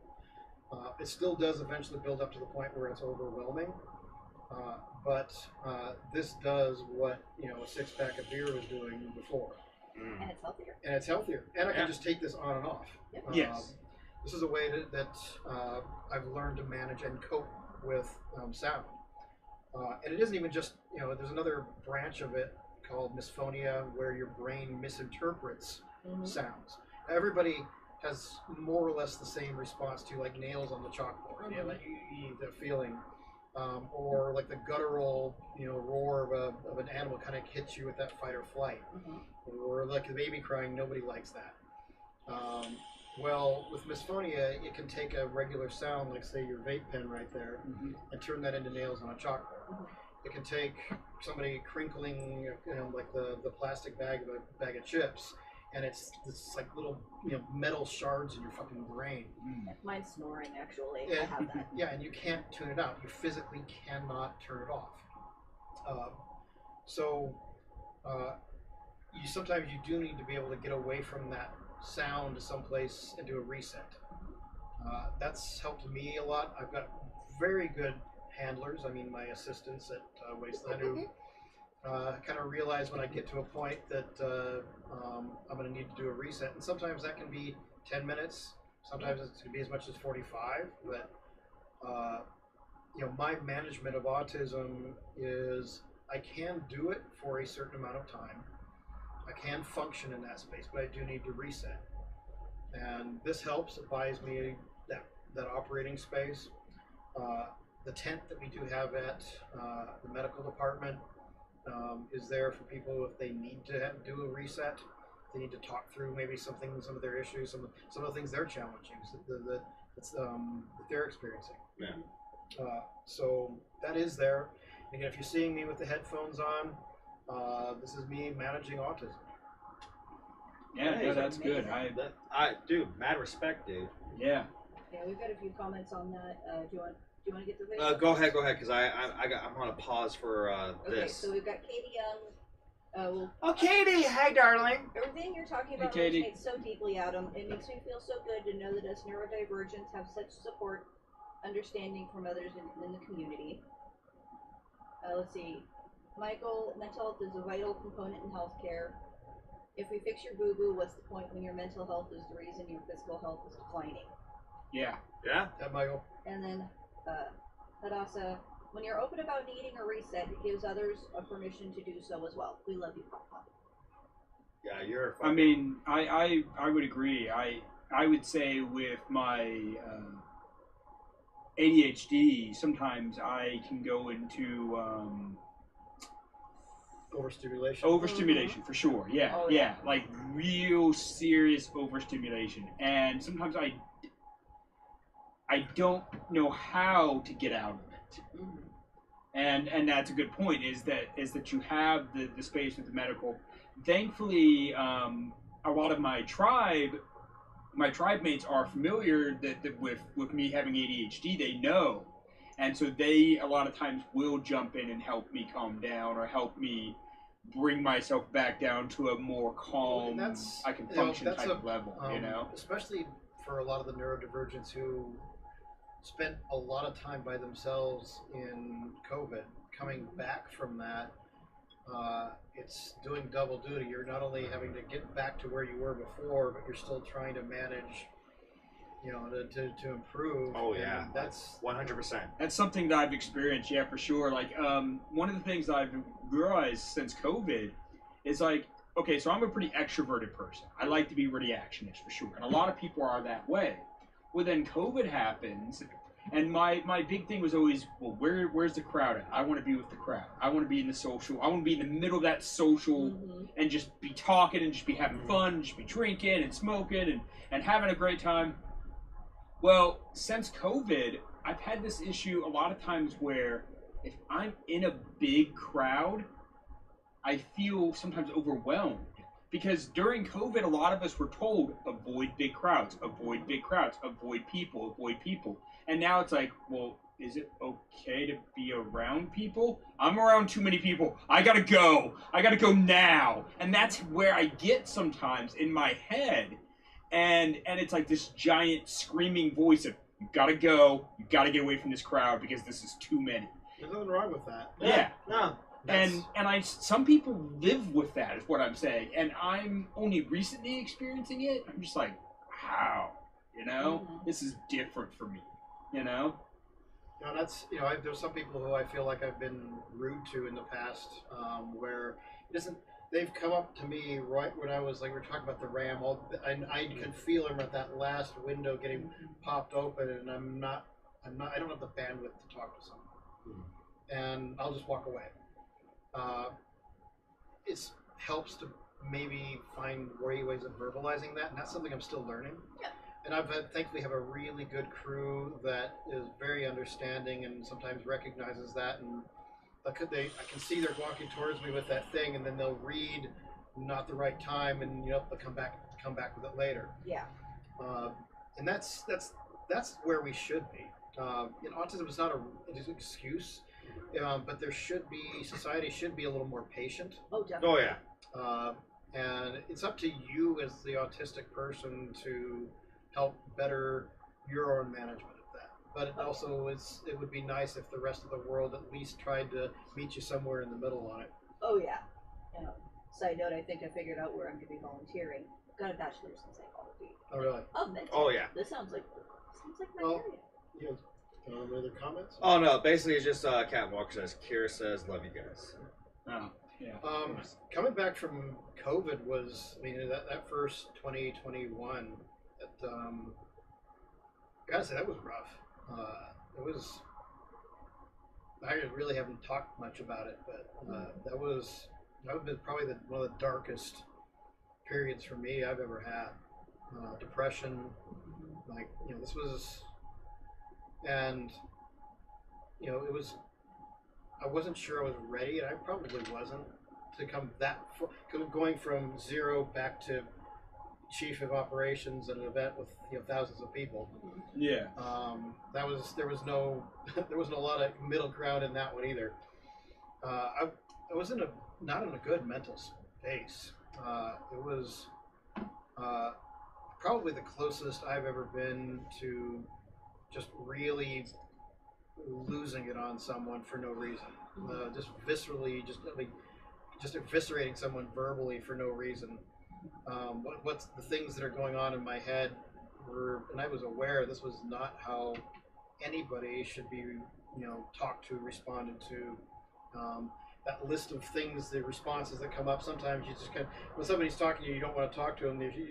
It's the Terminator, fuck off, all the things going on. Fuck off, No, asshole. those were Yeah. the good ones. I'm ready to just rip somebody a new asshole for nothing. Yeah. And it's because I'm hurting inside. It's because I don't know how to handle being back around people. I don't know how to deal with being away from all of this. I don't know how to deal with a lot of the anger that a lot of us have experienced in one way or another involving politics and world events and things that we're all upset about in one way or another, and we don't know how to handle. Losing friends, my start to COVID, got back from the Wastelanders ball to find my dog dead. Oh, Jesus. And then we're in lockdown a few weeks later. Jesus. And I just hadn't processed that. It's all internalized. So coming into 2021, I was almost terrified, I'm not ready to do this, but also I have to. Yeah. Because not only what's worse than not doing it is going back into that cave and just internalizing it all again and not fucking dealing with it, not working through it, not getting out into not everybody's ready to do that in their own way or time. I kind of got thrust into it and I wasn't ready, but and then of course I went and fucking fell in a hole and hurt my leg, so physically I'm fucked up too. Yeah, the crutch. I didn't want to take any pain medication because I was worried it would fuck up my ability to manage my, if I take anything stronger than like an ibuprofen, I lose the kind of zen I'm trying to contain. Yeah. It takes it away. I'm one of the people who they shouldn't be giving drugs to. Some people work well with it. I don't. It actually strips me of my ability to function. And being that close to just losing my shit was kind of a wake up call of, well, I have to rein this in. I have to be something I've never learned to be. I have to be able to manage this. And going through that whole year, it was really weird in some respects, almost out of body in some cases, where somebody else would have a case of the shouties. And we all do eventually at some point in time. Yeah. And I'm the one sitting back going, oh, that's what I usually look like. Is that how I look? Oh, yeah, that was me. I've been there. Yeah. Hey, buddy, it's cool. We're all right. It was actually really good in a way, because when I am having these encounters and other people, because they were in their own way, almost the same place I was, for whatever they were, and they were like that, it took them to the breaking point. And seeing that around me and seeing it happen, and knowing how close I was to it, actually helped rein it into where, oh, don't go there. I'm going to be the guy that helps this person through this difficulty they're having, and then work it through. And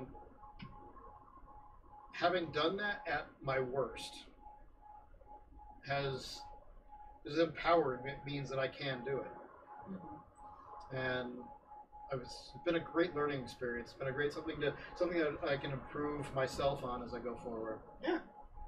And that's all you really need to do. Like, we don't expect you to go like all the way to the top. Everything is a process. I mean, I think part of it is just being willing to learn. Yes. Yes. Because there's a lot of people, for sure, that get stuck in a particular mode, and they're just like, well, this is who I am, deal with it. Yeah. But I You're think that a acknowledging lot the of situation. us need to be more flexible, need to be able to learn and grow. Yeah. And so that's good for everybody. It's just understanding what your limitations are, what you can deal with, putting people around you that can help you, and knowing that you can grow and change as a person, and that you should be open to that is all positive, you know? Yeah. So we got some comments. A couple by Mimsy saying, my people didn't bat an eye at my disaster, but management handled it great too. Thank you, Hatter. Good luck to the person who goes sideways with faith. yeah. And then we got Captain Walker goes, same here, Pepper passed right before my birthday, then they announced COVID. And then we got Godfather going, coming out to my shop after the fire in July 2020 and busting your ass all day in the heat. I'm honored to call you my friend. Thank you, Adam. Thank you, Godfather. Any day, Ron. I think for me, something that I want to say is that I know earlier you thanked us for doing this show. Yeah, this.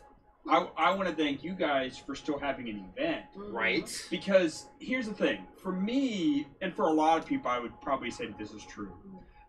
Going into COVID, yes, of course, was an incredibly dark time. For myself included, that's why we started this show. Myself and Commodore, were in a dark place emotionally, mentally, because we had both lost our jobs. Yeah, oh yeah.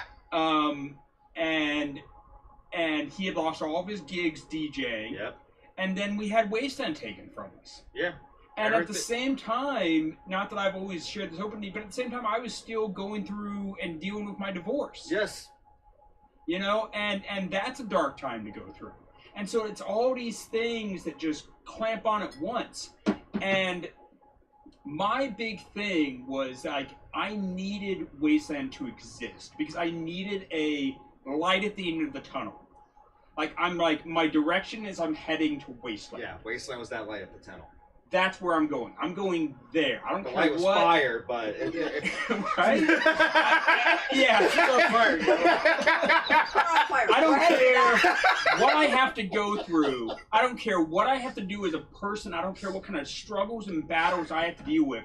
I'm going back to that event where my friends and family are. Again, home. Home. I'm going Home. there. And so to me, starting this show was about reaching out to the community that I needed just as much as they needed us. Yeah. You know, I needed to talk to my Wasteland friends and be like, you guys have been there through some of the hardest times in my life, and I need you right now. And we're all stuck inside and we can't go anywhere. Yeah, because like we got many people that came up to us and tell us how much this show meant to them during their dark times, and like how it kept them going for the community. And I think sometimes what they may not realize is that we were in that dark space too. And so we needed to create and reach out just as much as they needed to receive it. But for me, my goal was always, well, what can I do as someone who loves this event, as someone who has breathed and bled and sweated for this event, just like so many others have, and so many others have done way more than I have. You know, I mean, I've been on build crew, but there are others who have put in, obviously Adam, and so many others have put in a shit ton more work than I could ever dare to imagine doing. But I needed that event to still exist, and I was like, what can I do to help? And this is what I could do. Yeah. And so by having Wasteland as that focal point of I'm getting back to that event. And another part of that too was when you guys had announced Neo prior to COVID, I bought my ticket right away. I wanted that event. And so even though Wasteland had happened, I still needed Neo as part of my closure to the chapter. Even though COVID is still a thing, part of that closure to that chapter process was I have to go to Neo. I have to have this event, because if I can have this event, that's part of that checklist. Yeah. If you will. Completion. Closing the chapter. Yeah. And so that was a big reason why I was like, I held on to my Wasteland ticket. I held on to my Neo ticket. I just let them roll over. And I'm not the only person who did that. Yeah. And when they came up, it was like, I'm going. I don't care what I have to do. I'm going. You know? I don't care what it costs. I don't care what it takes. I'm going. There's people who haven't had a chance to go home yet. Yeah. No. There's people who weren't ready. Like they in 2021, which is understandable. They weren't ready. It wasn't their time. There's people who for medical or other reasons, very correct, or they moved away or had kids or whatever else, couldn't do it as well. Yeah. There's people who made choices. I'm not judging that they weren't able to make it to 2021 either. But this year, this is their opportunity to go home. And I want people to remember that we're all going home. We're all human. Yes. And we need to stop with the fucking petty bullshit for at least a week, for fuck's sake. Forget all that shit. Sit across the fire with somebody as a human being, have a beer, have a talk through some of your experiences. Remember what it's like to human again. And leave the door open for people who haven't had a chance to come home yet. Yeah. Okay, and then I don't know what comment you were listening to. Jack Corbin, that's family, homie. Ohana means gang gang. Gang gang means no one gets heated. No eating. That fucking made me laugh. I don't know what that means. I think it's an inside joke, probably. Oh, God damn it. And then we got Mims going, I can't even pronounce that word. Hold on. I legitimately want to hear about what Wasteland is doing in terms of safety. Gate crew should always have security. Thank you. What you mean? So I'll elaborate a little bit on that story, just so we know. So at Neo, Faith was apparently at Gate at one point. And apparently, they were checking somebody in. The person had some kind of issue with their vaccine card. Maybe they couldn't pull it up. I don't remember the exact details. Like a QR code or something? But here's the point. The person got so upset that they might be rejected from the event, they got out of their vehicle and wanted to try to fight Faith, like literally physically harm her. Now, apparently, Faith and one other person were there, but there was no security there. That, of course, worries Mimsy because this is her daughter. Now, in general, that should worry anybody because this person was a large person and Faith is a small person. So they could possibly do some physical harm. There you go, Adam. I don't know why security wasn't there. I know Neo had some issues with not having enough people. Maybe not enough people on the volunteer crew. I don't know. No, we definitely were shorthanded. Okay. And I know we had security up there for the bulk of attendance coming in. It was something late night. I know that much. Okay. Too. I know we had security there for most shifts, but it would not surprise me if we were shorthanded to the point where there may not have been security there full 24/7. And this comes back to the volunteering thing. Yeah. Like we need more volunteers. When in doubt, volunteer. If you're looking for a ticket, you don't have to be confrontational. Your presence there is to back someone up so that they're not alone, and call somebody, call in for backup, because we do have trained supervisors with guard cards, with experience in de-escalating these kinds of situations. Somebody shouldn't be alone up there.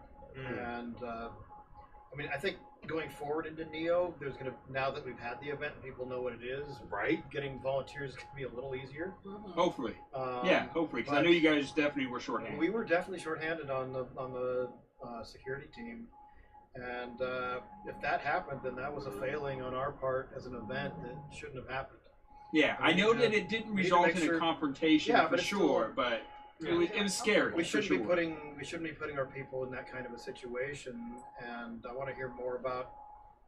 I actually do want to hear more about that. I'll follow this up, afterwards. Yeah. Yeah. We'll get in touch with you.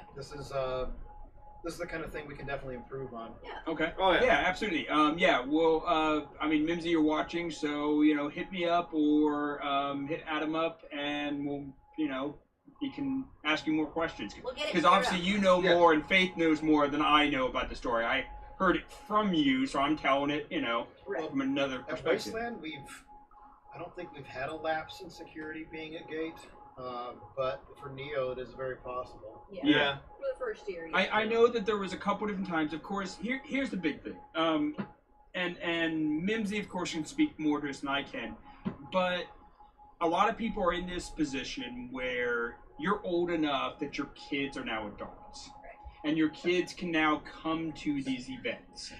And that is scary.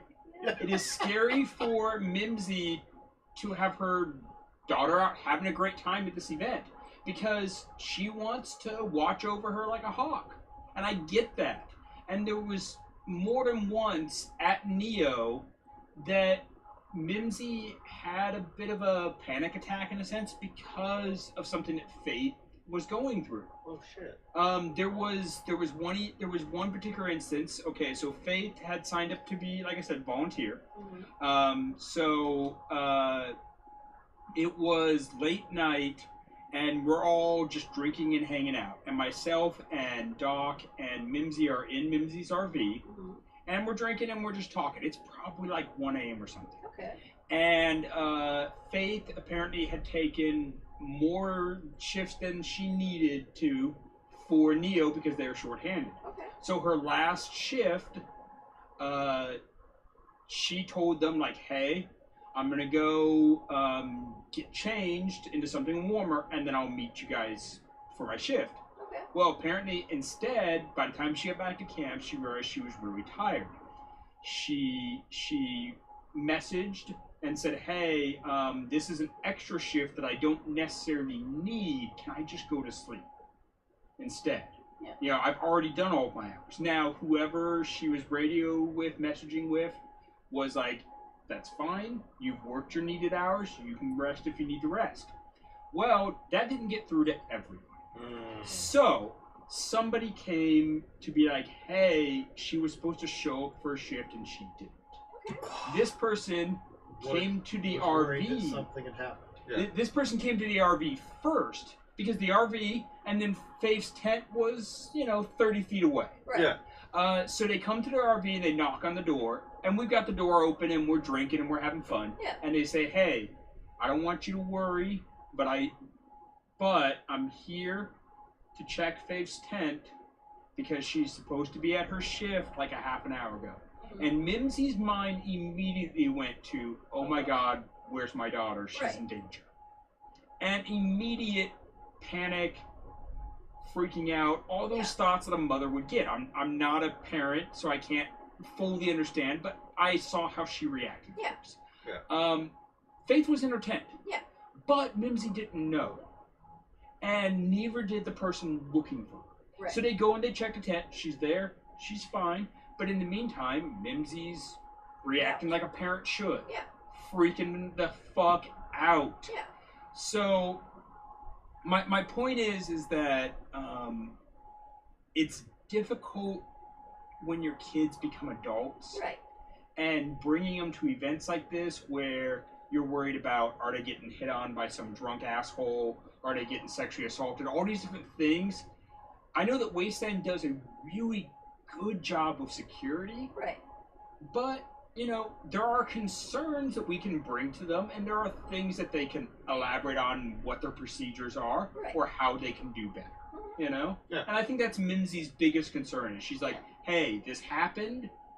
I really want it to be better and safer for my daughter.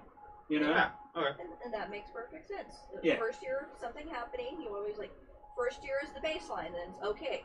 See how things can get Well, better. we for Neo it was a much smaller event than Wasteland was, Oh, yeah. population-wise, scale-wise. Also, it was a very compressed event because we wanted a more urban feel. Yes.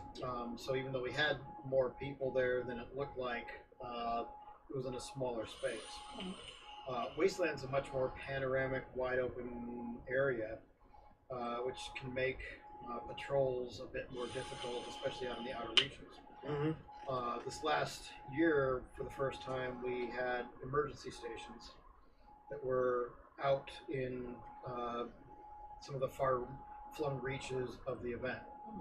Mhm. Those had radios, some of them had cameras, and those were places where people could go if they had an emergency and needed to contact security or medical for any reason. Right. And they actually were used. It's good. Yeah, nothing in the realm of like a real security incident, but you know, there's somebody found a danger noodle. It happens. It happens every year. Mhm. We're out in the middle of the day. Oh yeah. Oh yeah. And they called it on the radio. We Oh, have, snake. we have Maybe please do a snake when it's a snake. Okay. Okay. That's spaghetti. Yeah, yeah. I had to think for a second, like, what is a danger noodle? And then I'm like, snake. It's a snake. Okay. So for anybody who doesn't know, a danger noodle is a snake. Because it took me a second. Oh, that was so good. Really, Okay. you had her. but yeah, it was, and then we have trained handlers. It was, Yeah. so it was taken care of. Somebody, fucked their ankle up in a gopher hole because that was, and rather than have to go to medical, they just, their friend walked over to the nearest tower, called it in, medical came to them. So working as intended is one of those, why the fuck haven't we done this before things. There's some subtle things we have at each one of these emergency stations is a map that says, here you are, here's security and medical. Because 90% of the time when somebody wants to go talk to security and medical, it's not really an emergency. Mhm. It's just, where the fuck's security and medical? It's, my neighbor's generator's too loud, or hey, I was really drunk last night and I don't know how I did this to my arm, but I need to have it looked at. That happens a lot. Yes. Yes, it does. No. I know what happened to my arm. The Baron happened to my arm. Yes. Oh, you tell. We'll tell that story later. Oh, that's a story that, We've told it multiple times. like with your fucking We'll tell heist later. for Yeah, at the yeah. casino. But yes. But at each one of the emergency stations, we have a map. Because again, most of the time, the question someone has is not an emergency. They just don't know where security and medical is in relation to where they are. There's a blue light that is identifiable from a distance, and it's above people's tents. Saw those. And then there's a static light that kind of just surrounds the area at a low at a low intensity, and then there's another one that's a motion light that if somebody comes up, it's kind of acknowledgement of you are there in the presence of the tower. Ah. When I originally designed those, I had like panic buttons and sirens, and then I talked to a few people, and they're like, "No, we don't want that. That's dumb. Let's please, for the love of God, don't build that." Oh damn! So we didn't do that. But you know, just that you can just pick up open up the thing, talk to immediately. The stations are all numbered and coded, and each station on the security and medical side, they can't accidentally mix up a radio or thing. They know immediately when there's a call coming in which station they're talking to. So they know it's from like station Nice. 19 or something. Yeah, Okay. whatever station. Oh Yeah. god. Gilly just came up with an idea for a new patch. So, Well, Adam said it was okay. No. I just got to wondering, has anyone made a Danger Noodle patch? no. Ooh. So yeah, if you guys, I mean, we talk about this a lot, but if you guys want to support us, Gilly sells patches and Gilly sells Wasteland patches. We don't make a dime off this show. That's not our goal. Our goal is to reach out to our community. But we've always said this again and again, is that when you support Wasteland, you support us. So when you buy from a Wasteland artist, you support us. Yeah. And so if you want to support us, tell your friends about us. Tell your friends about the show. Tell your friends to check us out. Check our YouTube. Check our YouTube, whatever. But if you want to feel like you're more contributing to the show, Gilly sells Wasteland Talk patches. He makes the money from those. He's a patch maker. He's a friend of ours. He made our fucking sign. He's one of our favorite fucking people. He runs an amazing fucking arcade at the event. Oh fuck yeah! Everything, or most things in the arcade, hand built by him or restored by him. A couple of them are classic arcade games that he's restored. I actually got to check his arcade at fucking Uncle I got Zeke's, to help collaborate on 2 of the projects. Maybe I'll collaborate on more of the projects in the future. But regardless, when you guys buy patches from him, You're supporting him. You're supporting him, and you're supporting that amazing arcade. So do it. And the way you support us by supporting him is that you bought a patch and you're showing it off in the Wasteland. So if you buy a Wasteland Talk patch, post it on Instagram, Facebook, Tag us, and of course we appreciate that. But yeah, that money goes to help him. And if you guys are looking for a custom patch for your tribe, with your logo, with your insignia, with some random saying on it, some inside joke, talk to him. He can make a lot of custom patches. He's made all of our patches for Hobo Junction. He also did the Buzz Off motherfucker patch did the when I Buzz got Off. stung by a Matter of wasp for fact- the first time. I will show, these are the patches that we currently have for Wasteland Talk. So we have, of course, the basic Wasteland Talk patch. We have a Neotropolis patch that he made specifically for us. And we have the Buzz Off motherfucker to honor the first time that Commodore was stung by a wasp. Or stung by anything at all. Yeah, really. I've never been He'd stung never been before stung in his until life. fucking during the pandemic. And as someone who is actually, I mean, I'm allergic to bees. So, to the point of where I've been to the hospital because of bee stings. So, Buzz Off motherfucker is a great fucking patch for me, like, too. Yeah. But yeah, you guys want to support us, always support Gilly. Go to him for custom patches. Go to him for tons of different unique work. Hey, Gil, if you want to drop a link, go over. You already did? All right. And he made me a patch. I got a patch for hello, my name is the Drinker of Worlds. Oh, yeah, my That's the wrong nickname. screen. There we go. Okay. Yeah. Well, my nickname. Also, special shout out to Gilly. I love seeing this for the factions from Neotropolis come in, and everyone's got these, names that they're coming up with, Delta Zero, Zeta, whatever for their faction, and then there's Gilly's Arcade. So I was like, In space. I was like, Gilly's Arcade in space. In And you space. took it and you ran with it, and you made the patches for it too. Yeah. Yeah, I've got one of his bottle He caps. was literally telling us about that at Uncle Zeke's, and we were just like, yes, this is amazing. Now, side topic. A while ago, we just got a comment from the Grotch from Oh, Colt Grotch. Academy saying, can't stay long, but just want to pop in and give you guys y'all my love. And like, Darylyn, I will give you your honorary screech, but I just don't have it in me right now, but you're always screeching in my heart. We've had a very long Crotch. weekend.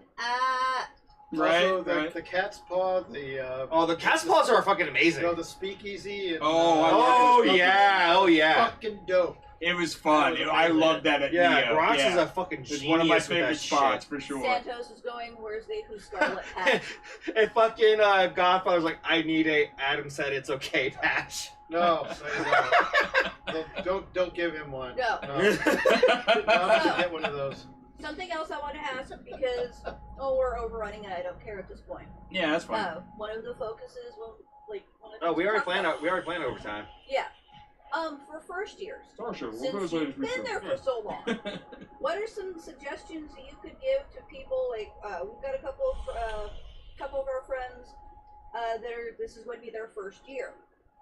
Any suggestions that you would give, like beyond the basic, like the stuff you hear all the time? Is there something that you personally think a first year should know, or maybe like a second year that they're still new with?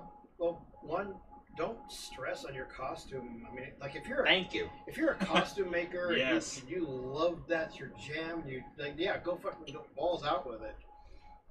But if you're sitting there like, yeah, I'm not really sure what to wear, like Wasteland Basic. I mean, like I'm kind of sporting it right now. Dude, Yeah. your jacket's fucking amazing. By Well, the way. the jacket I bartered for, but Oh, that was a barter?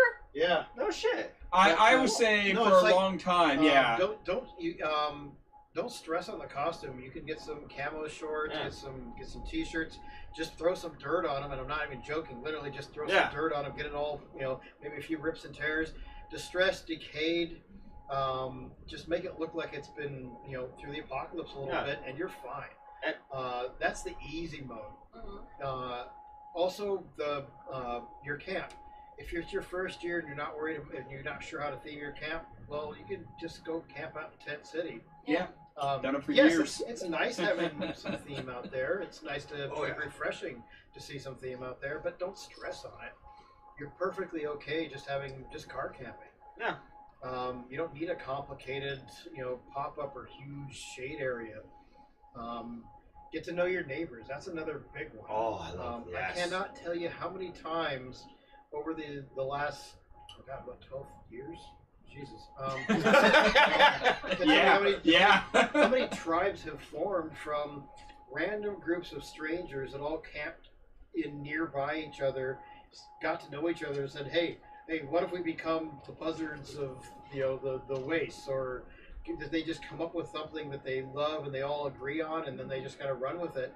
That's how tribes have gotten started. Is just people who happen to camp next to each other, and they shared a beer and sat around a campfire, and all of a sudden now they're a tribe.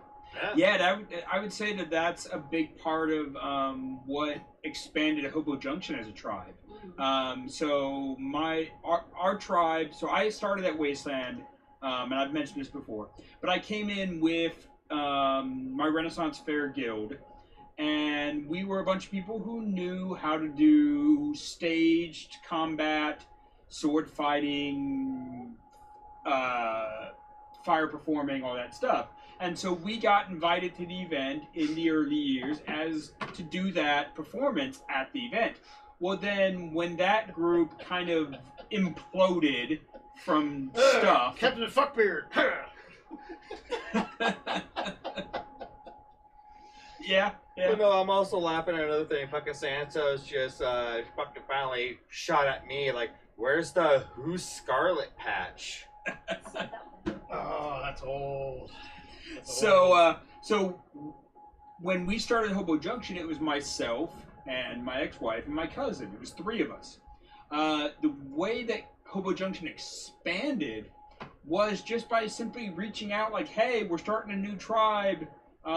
We're legit going with a theme of we're nomads, and if you're a nomad looking for people to camp with, come camp with us. Nice. So that has led to Hobo Junction taking in fosters every year. Every year we have people who they've never been to Wasteland, and they may not even stay with us forever, but they want to camp with a group. Come camp with us. Yeah. We open that up. They like strays. So we like strays. We legit collect them. Some of them have stayed for a long time and have become regular members of Hobo Junction, but some of them have split off to do their own thing. Crash and Burn from Machine Army. One of my favorite people, he works at the Rec Room a bunch. he came and camped with us his first year in 2014, I want to say, maybe 2015, whatever it was. All right. He showed up from Texas with a car and a hammock, and his plan was to sleep in his fucking hammock. Damn. And he put up on one of the groups like, "Hey, I'm coming out from Texas, don't know anybody, coming out for the first time, really would like to camp with somebody." And I said, "Hey, come join us." And he came and joined us. Now, by the very next year, he was already starting Machine Army. Now he works at the Rec Room. All these years later, him and I are still amazing friends. We hang out all the time. We drink together. We party together. I mean, like I said, he works at the Rec Room. So when we did our show at the Rec Room, he was a big part of that. Like, just what built from, "Hey, come camp with us. I don't know you. You're from Texas. I've never met you. Come camp with us." Same thing. We met people in line, and we're like, "Oh, you're new to the event. You've never been here before. Come camp with us. We got a spot for you. We got shade. We got everything." Well, the whole way that we added Rufio and that's what led us to Gilly, was that we met Rufio in line, and Rufio, who's someone who's, I don't remember his exact age, he's about 13 or 15 years younger than me, okay? So, we meet him in line, he had just turned 18, he's super excited, it's his first event, such a kid, and he comes in, and we're like, "Hey, come camp with us, you know? We're cool. Like, it's been fun talking to you in line. Come chill with us." Mm-hmm. So him and a couple other people we'd met through the line come and do that. Well, they weren't prepared in the sense that they hadn't brought a shade structure, and the only food they brought was MREs and canned goods. Oh, damn. And they didn't bring enough water. Oh, So, yeah. by being in a group, we had extra stuff that we can be like, "Hey, you guys are sweating over there in the sun. We've got a shade. Come fucking chill in the shade. Oh, you guys are eating out of a can. Look, I just made some fucking breakfast with bacon and eggs and potatoes, and I made way more than I can personally eat. Please, eat some fucking food." Like, we were telling them, even though we had invited them, "Come camp with us," they're so just like, "Well, I don't know if it's okay. I'm gonna eat my fucking, Chef Boyardee out of a can. Like, is it cool to eat with you guys? I made food. Come fucking eat the food." Yeah.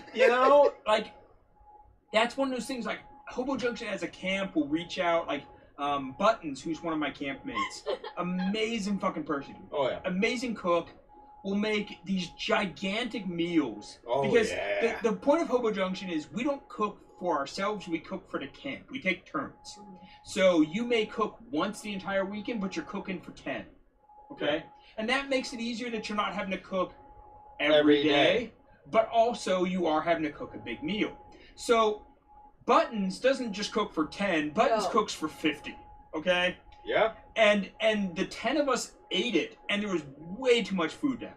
Buttons is going to other camps being like, "Hey, I got bacon pancakes. You want bacon Yes. pancakes?" Yeah, we were So one of legit, those. go We were out heading in the over middle to of the Dead street. Men, Who and wants she was like, bacon "Come over here, I got pancakes? bacon Bring your pancakes." plates, bring your forks. I have food. And Yeah. people were like, "Oh, Yeah. food? Okay." Yeah, And she's just passing and on. that's the way. And Buttons is an introverted person, and the way that she makes friends is like, "Hey, I can cook, and I'm a good cook, and cooking is how I show love to people." Mhm. And so a lot of people know her because, hey, like, I've ran into people at Wasteland, and they will ask me, "What tribe are you from?" And maybe they don't know me at all. And I'm like, "Oh, I run Hobo Junction." "Oh, I know Buttons. Yeah, she gave me pancakes." I'm like, hell yeah. Like, that, I'm excited about that. That's actually something that surprisingly it might not be a big deal to you, but that act of kindness, supporting somebody who is new or Yes. was unprepared, Mhm. that gets passed on. The person that you're helping this one time, a year or two down the road, maybe the person helping someone else new Yes. who just got there. Yes. And I saw that happen all the way back, Burning Man days, before Wasteland existed. For my first year, there was a 8-hour whiteout at Burning Man, and just like Dorothy's house went by, it just wiped out like whole swaths of camps of people who were not prepared. And there would happen to be a camp near us. My shit didn't go anywhere because I'm used to the W, but and I just kind of brought some people in, cooked some food for them because they couldn't even find their camp. Yeah. And then like 5 years later, I'm running a bar and someone comes up to me and they remembered me and they remembered that hamburger that I cooked them in the middle of a dust storm 5 years before when their camp was blown away. And they still kept coming back, and they'd been all those years. They'd still that one little act of seemingly insignificant kindness that they had not only come back, but they had their own camp now and would pass that on to somebody else. Nice. And that's who, if you're a first year, that might be you this year. It might be your second year if you didn't get your shit together, because the wind will wreck your fucking shit. Oh, hell yeah. I'm experienced, and it wrecked my tent at Neo. And I have to buy some new parts for my tent. Do not go in expecting that whatever tent stakes came with your tent are going to do shit. They won't. Nope. The wind is no fucking joke. So give that. This isn't like, and sometimes I talk to burners who are like, hey, no, bro, it's cool. I've been to Burning Man. No, bro, you haven't been to Wasteland. This wind will fuck your shit up. Yeah. It's like flying little piranha will exfoliate you, and you do not want to be breathing that. So whether or not you're, hey, I don't want to wear a mask, wear a fucking mask. It will eat your fucking lungs. A little piranha in your fucking lungs. We really do bets. Carry- We do bets with casino caps for tent races. Come on. Here's the thing. Tent races. Carry That's a the thing. scarf. Yes. Because if nothing else, when you don't have a mask, this comes up. Boom. Oh, yeah. And now you have a mask. Oh, yeah. I wear a scarf. So I'll talk about this. Like, my first couple events, I was like, no, I'm good. Like, why would I wear a scarf? It's hot as hell out here. And so this is something I can credit my ex-wife for. Her thing was a scarf has multiple purposes in that, A, when it's really fucking hot, you soak it in water and wrap it around your neck and it keeps you cool. When it's really fucking windy, you cover it around your face and it keeps dust out of your mouth. When Don't it's do really... that while it's wet. Yeah. Yeah, or True. that's some waterboarding. Yourself. Yeah, exactly. True. Exactly. True. Good point. Yeah. So have multiple scarves. I'll put it that way. When it's really fucking cold, it'll keep you warm. It's not just one thing, you know? It's not just keeping you warm. It's literally a lot of different things. Well, there's one thing that I can say for newbies that applies to pretty much everybody, but newbies especially. And I'm going to quote you guys on this. Oh. Just get there. Yeah. Yeah. Yeah. Just get there. Just Yeah. get there. I agree. Yeah, we say that a lot. For Oh, sure. yeah, oh, fuck yeah. Just get there. That's the most important thing. You might mess something up, so what? Just get there.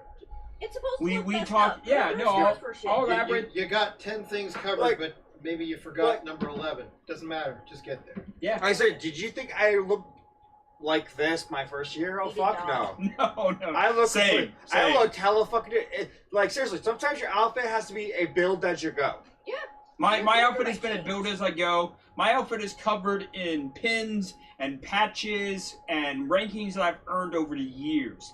Hatter as a character didn't exist until my second event. My first year I showed up and I used the name Monkey because that's another nickname that I've had for a long time. But some people still refer to me as Monkey because they met me my first year. And they don't care. Like, it doesn't make any difference to them that I go by Hatter now. They're like, hey, Monkey, because that's the name they met me by. So my point is that, like, you don't have to have everything figured out. A lot of people have, I would say, dreams that are way up here, and then what you can actually achieve this year. Yeah. Just show up. And you don't need to come in with a nickname, speaking of Exactly. Yeah. As a matter of fact, the best nicknames are the ones you earn without even trying to earn. Axel.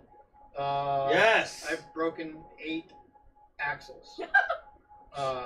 I wanted to hear about that, actually. Wait, before I in a get to, sense. I just need to ask: the way we advertise the show, the flyer, is that how you spell Axel? Yes. Okay, good. It's not like Axel Rose. No, it's Axel. Okay, Off okay. your fucking car, because Good. yeah. Good. I just Those wanted things. to make sure. Legit, I 'Cause- spelled it wrong because I'm dyslexic and I switched some letters around.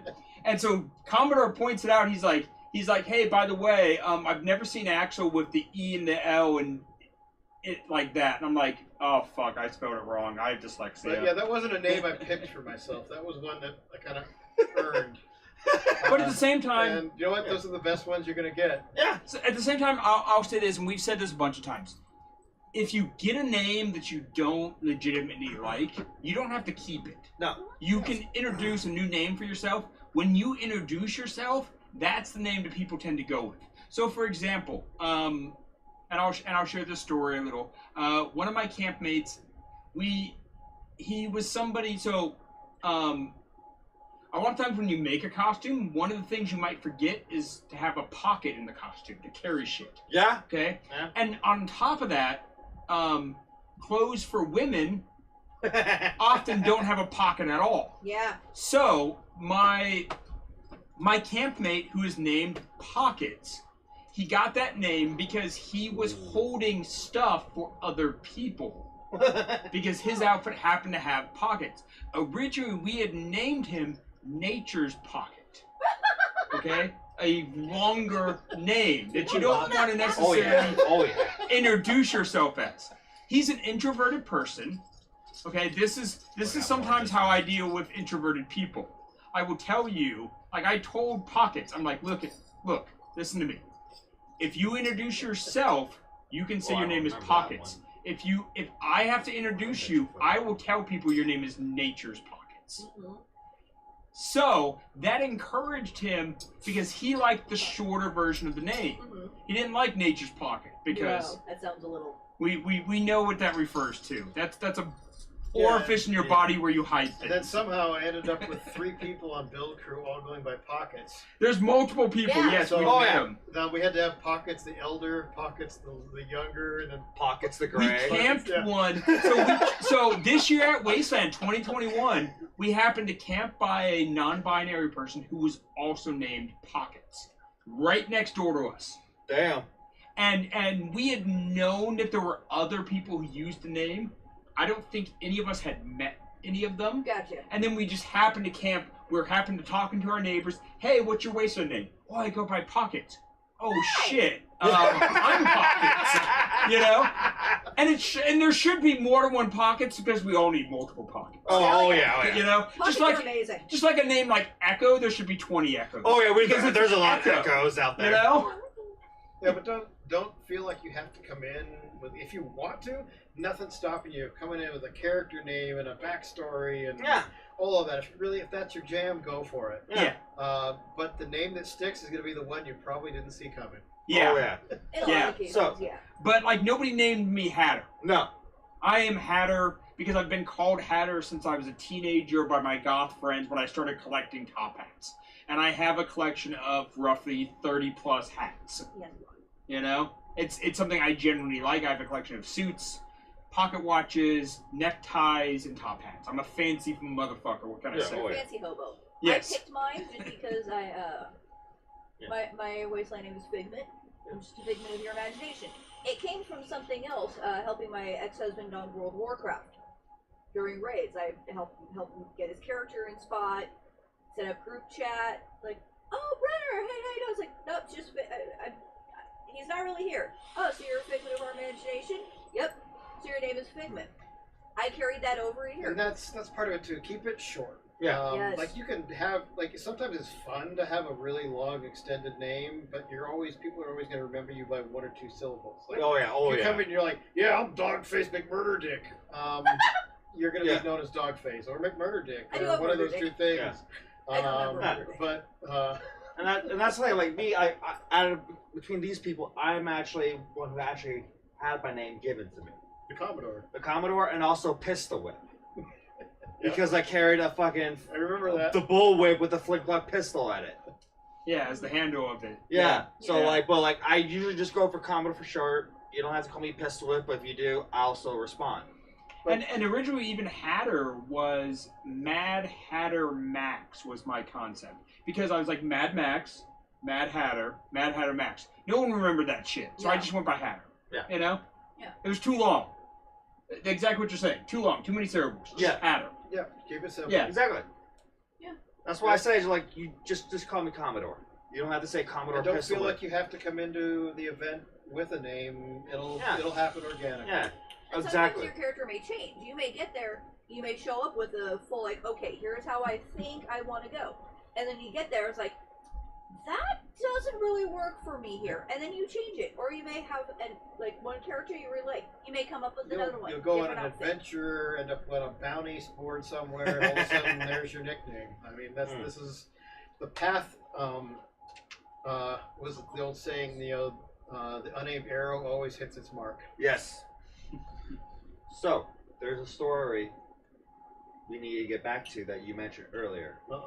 About Yes. how dead men, accompanied by the Hatter, stole the helicopter to their base, and now we need, need put to it in our bar. Put it in the Dead Men bar. Yeah. Oh, no. Yeah. So apparently there's your side of the story. So Yes. we want to hear your side of the story. Yes. Oh, so we're running overtime here, right? Oh, yeah. Yeah. Oh yeah. Yeah. Okay, so Oh no, we're but you're guest. We're if used we're to going this. to tell this story, we're going to tell the story of the helicopter as seen through the eyes of Axel. Okay. Okay. Okay. I'm going to need to go make some room for some more beer, Oh, I'll get you. and I'll need some more beer. Okay. So you do that. Yeah. Go use the restroom. So let's see. Oh, he's got to take a garage. Okay. Yes. Yeah. Yes. Make room yes. for beer. that's yeah. On this show, of course, when we use the head, it's take a garage, because we all know if you watch our show, we always encourage you watch Garage's show with Cult of Cat Meat do their Cards Against Wastelanders. Garage is somebody who uses the head a lot because they have a small bladder. Go fuck yourself. So when we use the head here, it's called making a garage.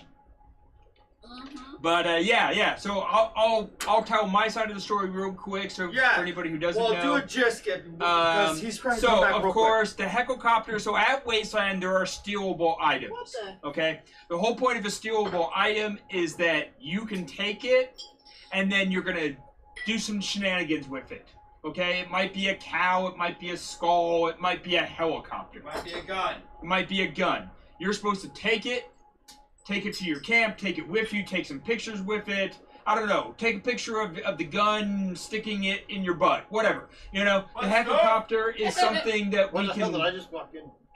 So stealable Wasteland items. inspection. Oh, Just so- giving some perspective. And butt Okay, stuff. so And butt stuff. Okay. and butt stuff. So the whole point of a stealable item is that it goes on an adventure that you photograph, and then later on those photographs end up on the internet, and the person who brought the item gets to see all these fun adventures that the item has had. Yeah. So the helicopter is one of those items. Now a lot of these items are hard to steal in that they might chain them down, put them behind a bar, whatever. The helicopter is hard to steal because it's a fucking helicopter. Yeah. Now, when I say a helicopter, if you haven't seen it, it is a real helicopter, but it's also missing the engine and the propeller and a It's bunch of stripped other the stuff. fuck down. It's stripped to just the chassis.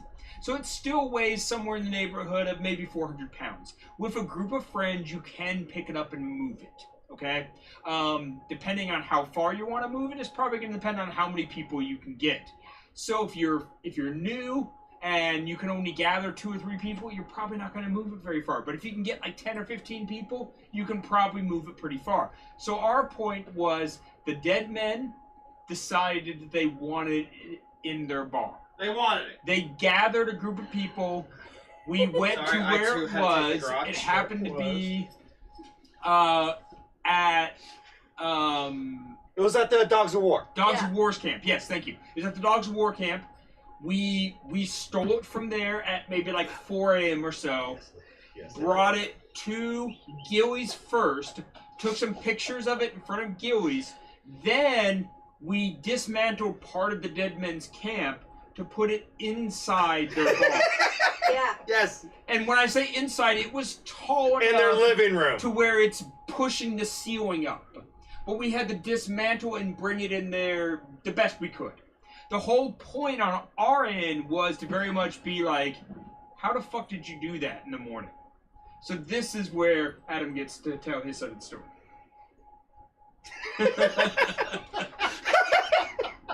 All right. I'm gonna drink some more. Yeah. That's All right. Well, thank you for the orientation on stealable items. Let's recap that a little bit. Yes. Yes.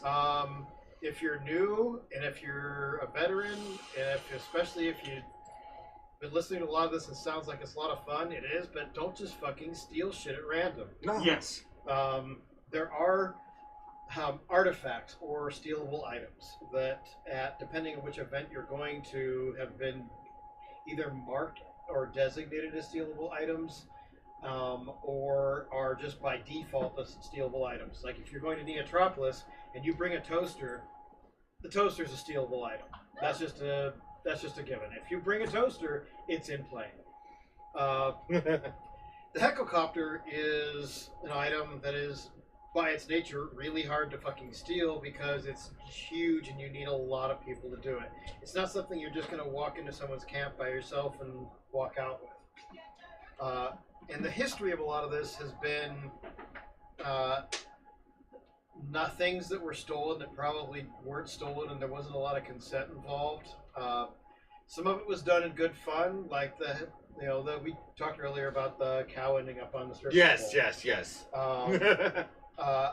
It was kind of consensual in that I had to actually talk to the camp at some point during the week and ask, hey, sorry about that time my crew stole it out of your camp, put it in the command center, and ended up on the tower.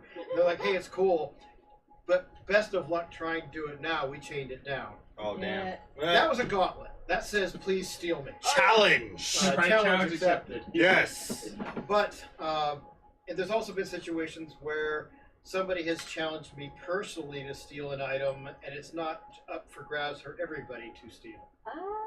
That's a good I've point. had a few one-offs with some people. It's good fun where the entire event I've been scheming on how I'm going to steal that one item out of their camp, and gone to elaborate lengths to do so, and been caught. And as rules go, if you get caught, you got to put it back.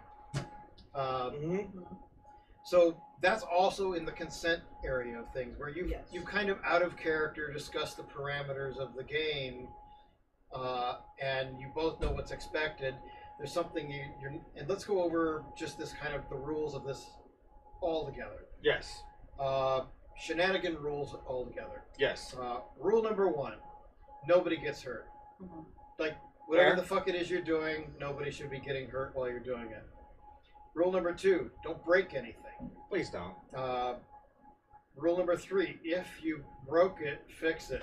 Yeah. Because sometimes, Sometimes accidents happen. sometimes in the process of things, shit happens. Shit happens. Yeah.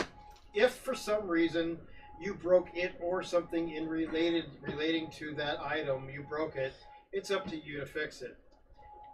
Repair it or replace it if you really done fucked up.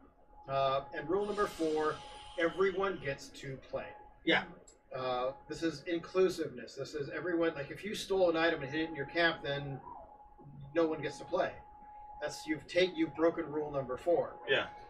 If you took a cow and then took it out and hid it somewhere 3 miles away, well, what the fuck point is that? No one gets to play with it anymore. Yeah. No. They're gonna do that. So whatever you take or steal or move, like the helicopter, it has to still be in play.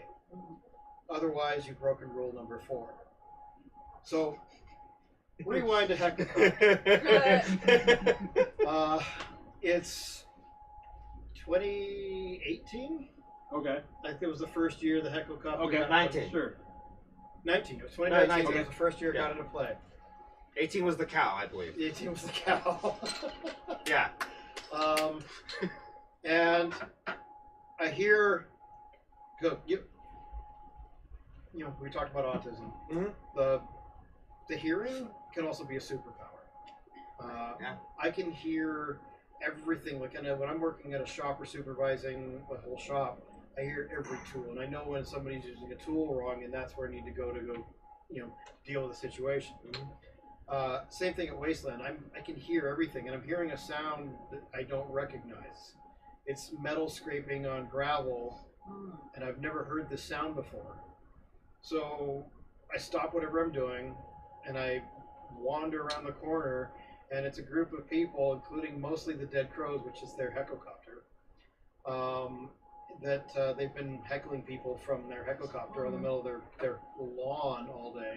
yeah, the lawn. Don't step on the lawn. And they're dragging it down the street, and it's heavy. And there's some of the road rash crew with them. Yeah. And security has stopped them. Okay. And security's like, "Hey, where are you going with this? You can't take that."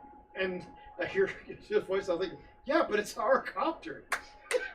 Yeah, because Coach is actually the one that owns it, was helping it get stolen. So Yes. security sees this mob in the middle of the night run over and take the helicopter off the lawn, start dragging it down the street. They're like, "Hey, someone's stealing their shit. We should investigate." Mm-hmm. And well-meaning comes over to stop them. Actually, like, "No, you can't take this." They're like, "No, it's our copter." And as the story goes, road rash, because Yeah. somebody had painted "fuck you road rash" on the helicopter, which by road rash rule means they peed on it. I mean, they own it. Yeah. Yeah. Sounds legit. And Yeah. they'd gone over with 2 or 3 people to try and move it, and they didn't have enough people, so the dead crows were like, "Hey, we'll help you move it." Yeah. Oh. "Oh, wait, you're trying to steal that? Here, we'll give you a hand." And at Yeah. the same time, too, so Coach told the story when Yes, he he was here. did. They brought it, of course, as a stealable item. Nobody had stolen it yet. Yeah. And they wanted to help it get in play. So when Road Rash showed up to steal it, but they didn't have enough people power, because they wanted it to be in play, they helped steal their own stealable item. Yes. So I step in, and I was like, "Hey guys, the security, if this is shenanigans," and they're like, "Oh, say no more," and walked away. Hours later, and I think it actually was there overnight. The next morning, I Yes. see Cameron and Road Rash, and they're in the helicopter in front of Road Rash, Yes. heckling people Yes. from the helicopter. Yes, they are. They still. Yes. I remember that. And that was glorious. Like, Oh, it was beautiful. It was beautiful. Also, I have a picture of a lot of bare asses mooning people out of that helicopter. Nice. Don't ask me why I took pictures. Just like Road Rash. Just read Road Rash. That sounds like a goal. Yeah. So they were mooning people from the helicopter. I mean, why not? It's, Oh, I have a to-do list now. for Seriously? next well, Wasteland. this was still the nebulous. Like, is it okay to move this? Yeah. People weren't sure. The following night, again, I hear screech, screech, screech. I know what the sound is now. Yes. Okay. Now you recognize it. I'm a block away, and I know what that sound is. And I come and I kind of smile, and I go around the corner, and it's this whole group of people I know from Burning Man, Oh God. called Okay. the Knights of Combustion. Oh wow. Ooh. Yeah, they're an Okay. interesting group of people. Okay. A couple of them even came and helped on build crew. Ooh, nice. So I see them, and they're dragging the helicopter down the street, and I start laughing, and they're like, "Oh fuck, are we busted?" I'm like, "No, where are you guys taking it?" I want to help. So I helped them drag it all the way to their camp. Nice. And to stop with a different shift of security that's like, "Hey, you can't steal." "Oh, god damn it, Adam. Okay, carry on." Adam said it was okay. Adam said it was okay. So hold on. We got one from Gateway. Lol. Adam has stole more than he knows. Probably that is true. And then we got Godfather. Ask Adam about the fuel trailer. Don't steal that fucking fuel pot again, dude. Okay, we'll leave it. We'll get back. We'll leave Ron it. has a whole. Yeah. Godfather has a whole thing about stealing gasoline. Yes. I don't. That's another Adam said it was okay thing, but the version of it was the Godfather got busted by security stealing gas from his own car. Damn. But Godfather. well, he was siphoning it, so what else are you gonna think? Yeah, fair. Fair, yeah. So we dragged this thing all the way up to the Knights of Combustion, and it's like 3 blocks, like 3 Wasteland blocks. This is far. Yeah. Oh yeah. And all of a sudden, Road Rash comes bursting into their camp, and they're fighting mad. They're like almost like fist up ready, fighting mad. Mm. And Right. I very much remember there's one of the people, one of the Knights of Combustion. His nickname is Liability. And I was Fitting. corrected on that immediately when I said, "Hey, Liability, back off," because his own campmates started laughing and said, "No, fucking Liability." He goes right up chest to chest like, no, it's our helicopter now. Yeah. And Road Rash and the Knights of Combustion are facing off. I'm like, guys, whoa. Whoa. Like, remember the fucking rules. And they all look at me like I'm speaking another language. Yeah. Uh-huh. Rules. You know, nobody gets hurt, so knock this the fuck off. Yeah. Rule number 2, nothing gets broke. Hey, we're all cool here. You didn't break anything, so there's nothing to fix, and everyone gets to play. Yes. And Broder's like, yeah, but we put our cars in front of that, and they moved our cars. I'm like, well, you shouldn't have put your fucking cars in front of it. Mhm. Yeah. Yeah. Whatever you put in play, whatever you put in front of the helicopter becomes in play. Yeah, because honestly, if you put your fucking cars in front of the stealable item, and they were able to move your fucking cars, honestly, you're doing a good fucking job. They had about 8 or 9 people that actually lifted up. They went into the car and moved it to the side to get the helicopter out. I mean, God damn. They were bound and determined. This was I caught the Knights of Combustion, I think 3 or 4 times that year, moving the helicopter, and every single time it was like, motherfucker, goddammit, Adam, how did you know we were doing it? And the last time I caught them doing it, they were putting it on top of the sheriff's department trailer. Nice. No, I was like, okay, bridge too far. Okay. Sheriff's department is gonna not know this is a joke. Oh god. Mhm. Yes, It's a good thing okay, to point out. yes, Okay. that's funny, but no, you can't do that. Maybe security needs it instead. Yeah. And so not only that they took it upon themselves to drop the helicopter off at security and go steal the cow, take the cow and drop it off at security too. So yeah, this is the rule is if you take a stealable item, everyone gets to play. You can't hide it somewhere. You can't put it inside your camp and then not expect that people are going to not go into your camp to get it. Right. If you, for example, put it inside the Mushroom Cloud Lounge and then try to keep it for 14 hours. And We heard about that. We heard that fucking story. Now, We had Coach on and he not shared saying some that of the the stuff, methods yeah. that went into getting it out of the Mushroom Cloud Lounge were well done. Yeah. Again, way too fucking far. Shenanigans, but yeah, crossed the line there, buddy. Yeah. You broke a couple of rules there in that process. Also, but rule number 4 was getting broke. And I'll go head to head with the Skullduggers and Undertown any day on the subject. Not everybody got to play. Yeah. And whether or not you perceived it that way, it was perceived by other people as not being able to play, which led to that particular situation. Now, I didn't know all of the details, but I know something had gone down hours earlier with the helicopter when I walked up on you, Yeah. There we go. having just put it inside a structure after we just had a whole fucking Mess. A mess over at the Skullduggers where part of their camp got dismantled, and not nicely, in getting the helicopter out.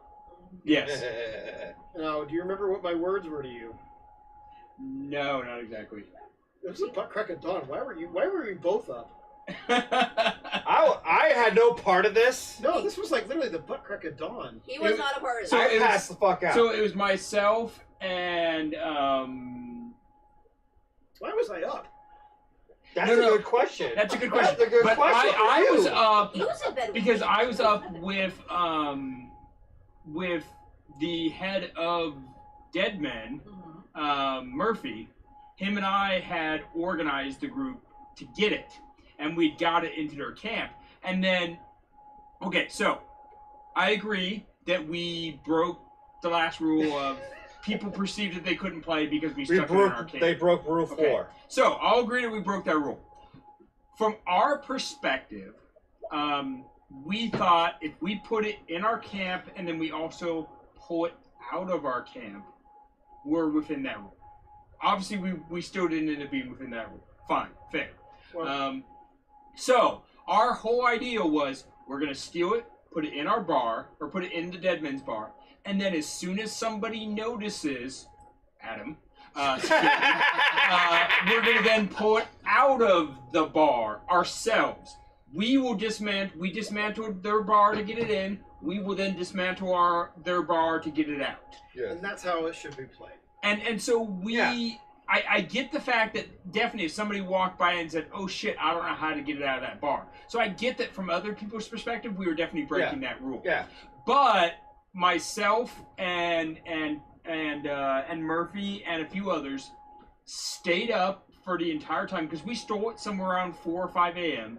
and then maybe 25, 30 minutes later, the sun's coming up. I had not actually gone to bed. I just walked back to my camp and just kind of sat in my own shade and took some puffs off my vape and drank some energy drink. I don't think I'd gone to bed yet. No. Yeah, I hadn't gone to bed. You probably hadn't gone to bed. But here comes the sun coming up. Oh, yeah. Here comes the sun coming up, and here comes Adam on a golf cart. Because my leg was fucked up. Yeah, yeah, with his, like, crutch. Yeah. Well, I think my words were, "Hey, have you got all the pictures you're going to get yet?" Yeah. Like, Well, good, because, and then I went over the rules. Yep. Mm-hmm. They said every single thing between the helicopter and the street is in play. Yes.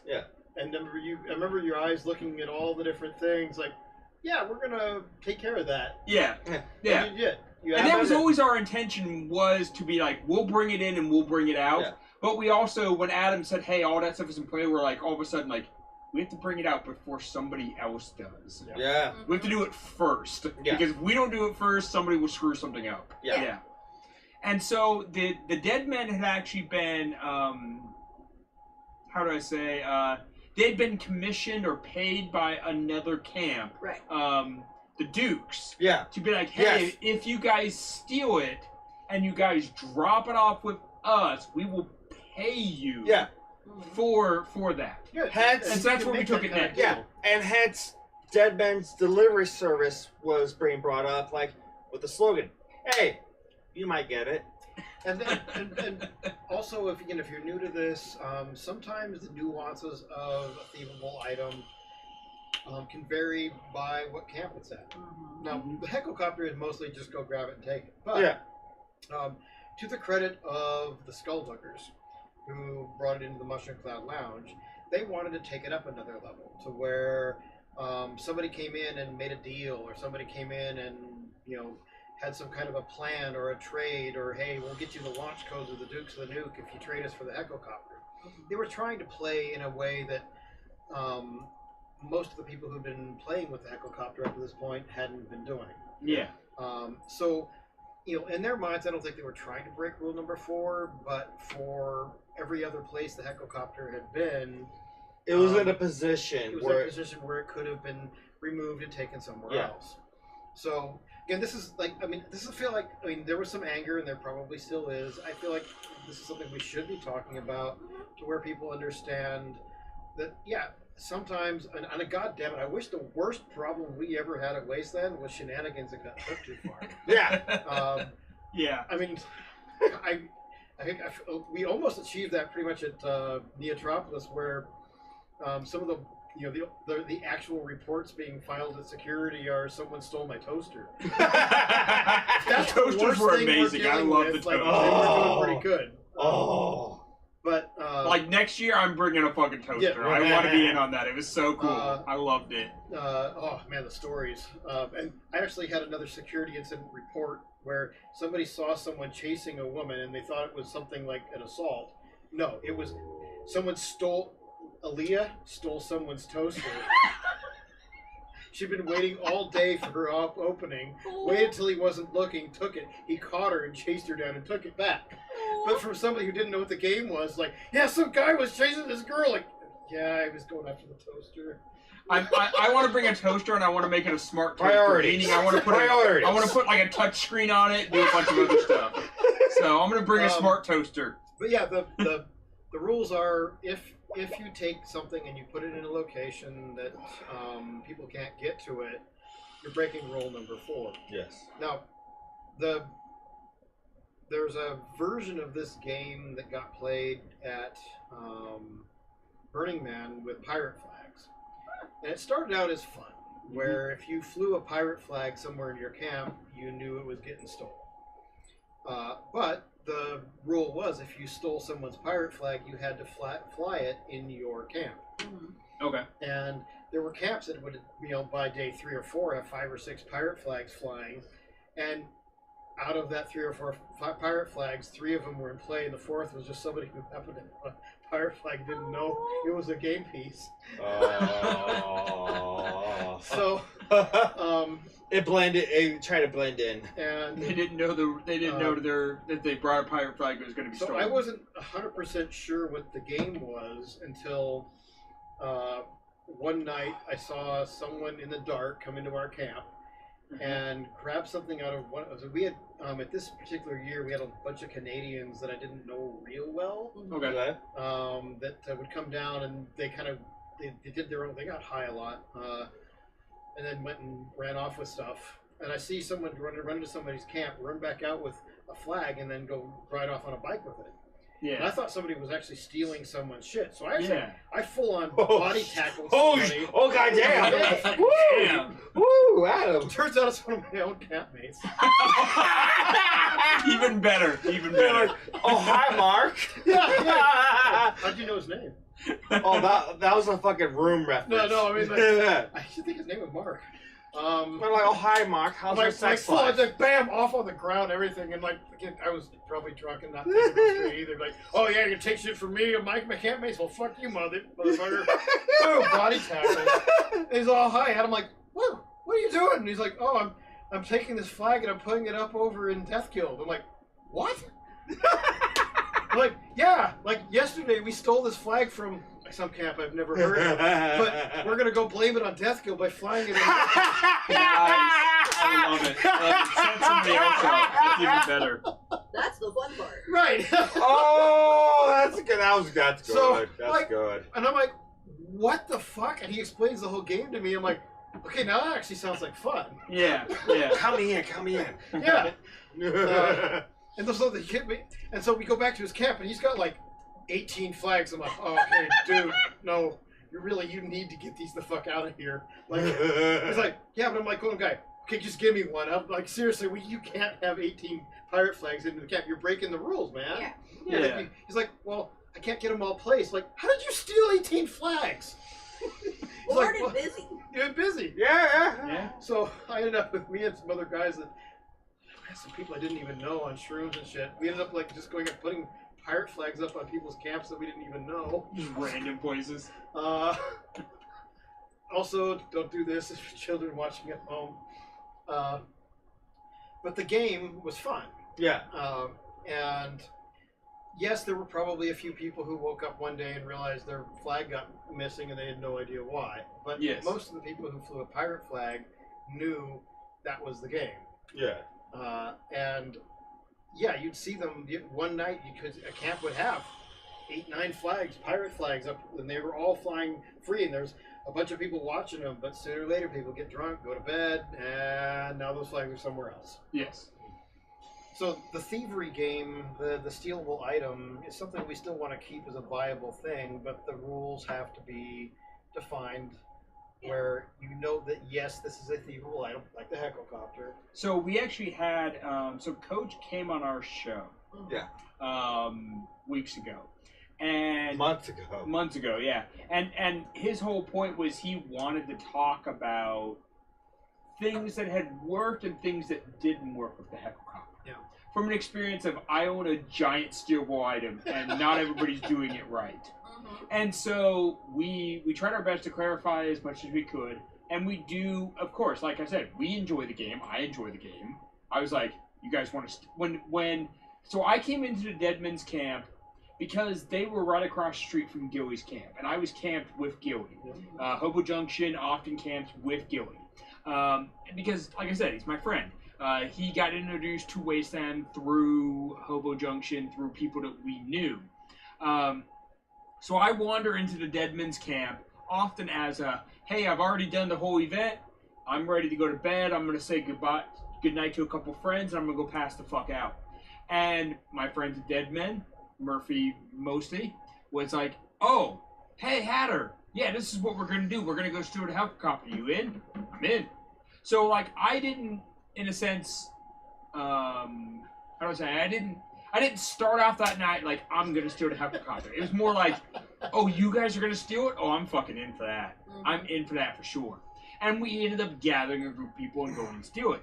And so of course when Coach found out that we had pulled it inside the bar, he was just like, you guys fucked up. You broke the rules. Yeah. And so our whole thing was, Coach personally messaged me to be, because I know him. He's a NorCal person. He lives not far from here. He shows about a lot of our events. Oh, yeah. And he messaged me to be like, hey, here's what you did wrong. I just want to address this personally rather than any beef.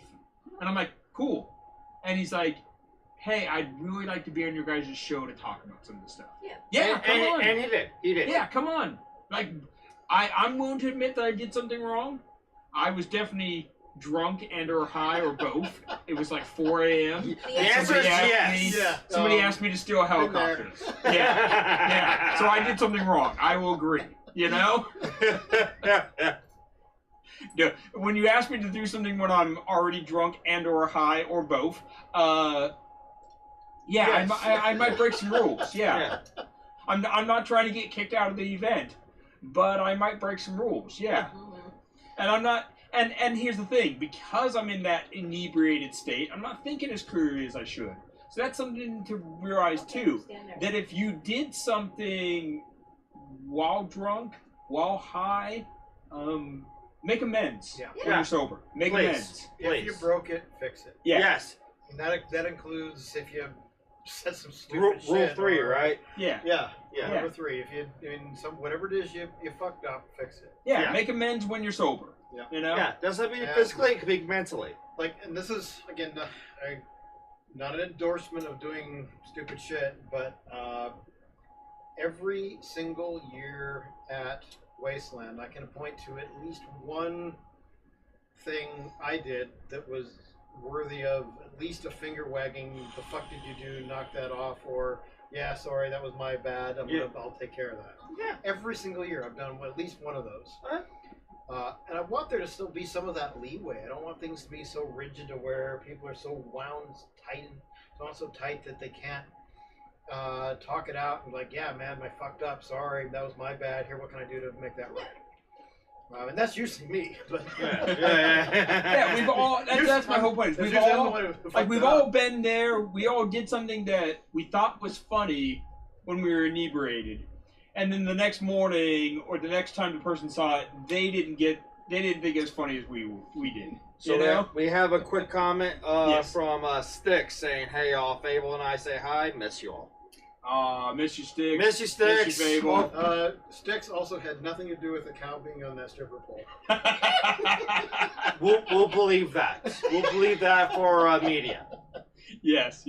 So, you wanted to hear the story earlier.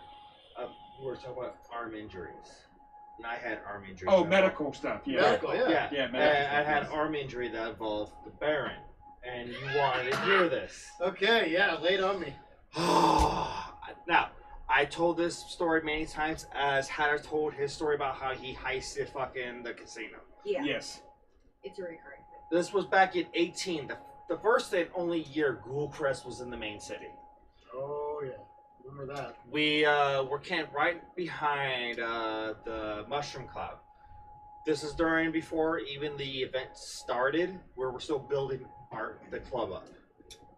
So we finally get the second floor, the flooring of Ghoulcrest done. Yeah, Ghoulcrest has a balcony for those who don't know. It's a small balcony, but yeah, second floor. Yeah, second floor, hard structure. Hey, W, go fuck yourself. Anyways. It was at that night where, like, we had the flooring, we had the skeletal structure, we got majority of the walls. All we have to do is do the filling the next day. So we got on top of the second floor, we called it a night, and we all had a cigar, and we saw the staff practicing pyrotechnics on the gate. So we're watching that as we're having a nice cigar on the second floor, and we saw the fucking mile-ish long line of what people are trying to come in the next day.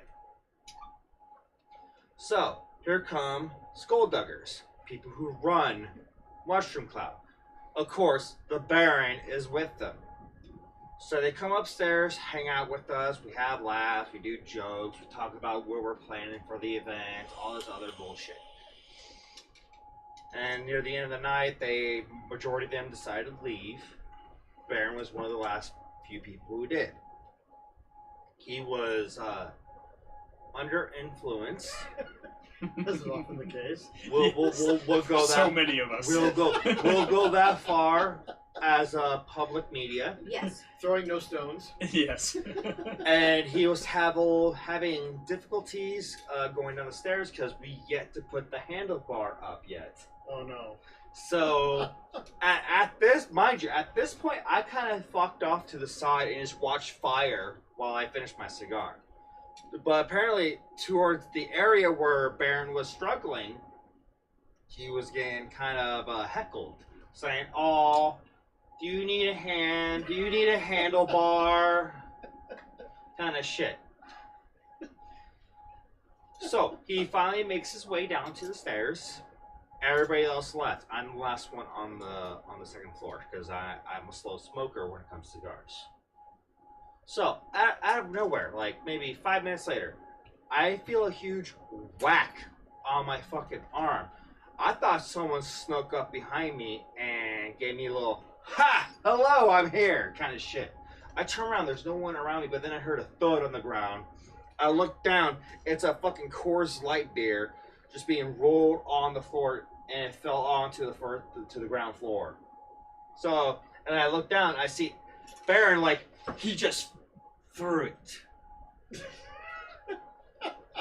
So, me, I'm like, maybe he was trying to just, like, give me a beer. I wasn't paying attention. I wasn't paying attention. He's like, no, just take it! So, I see Marky. Right. No. Mickey Bang Bang. Mickey Bang Bang. Sorry, there's a lot of mix. Right. Too many I names. know a lot of mix. So yeah, Mickey Bang Bang, who is now the new tribe leader of Skullduggers at that time. He picks up the beer and he's like, eh? So I'm like, I reach my arm out to him like, hey, I think that beer was meant for me. Can you hand it to me? Because, like, a beer sounds cool right now. So before Mickey Bang Bang can even respond to what I just told him, Bear comes out of fucking nowhere, grabs my arm, tries to yank me off the second floor.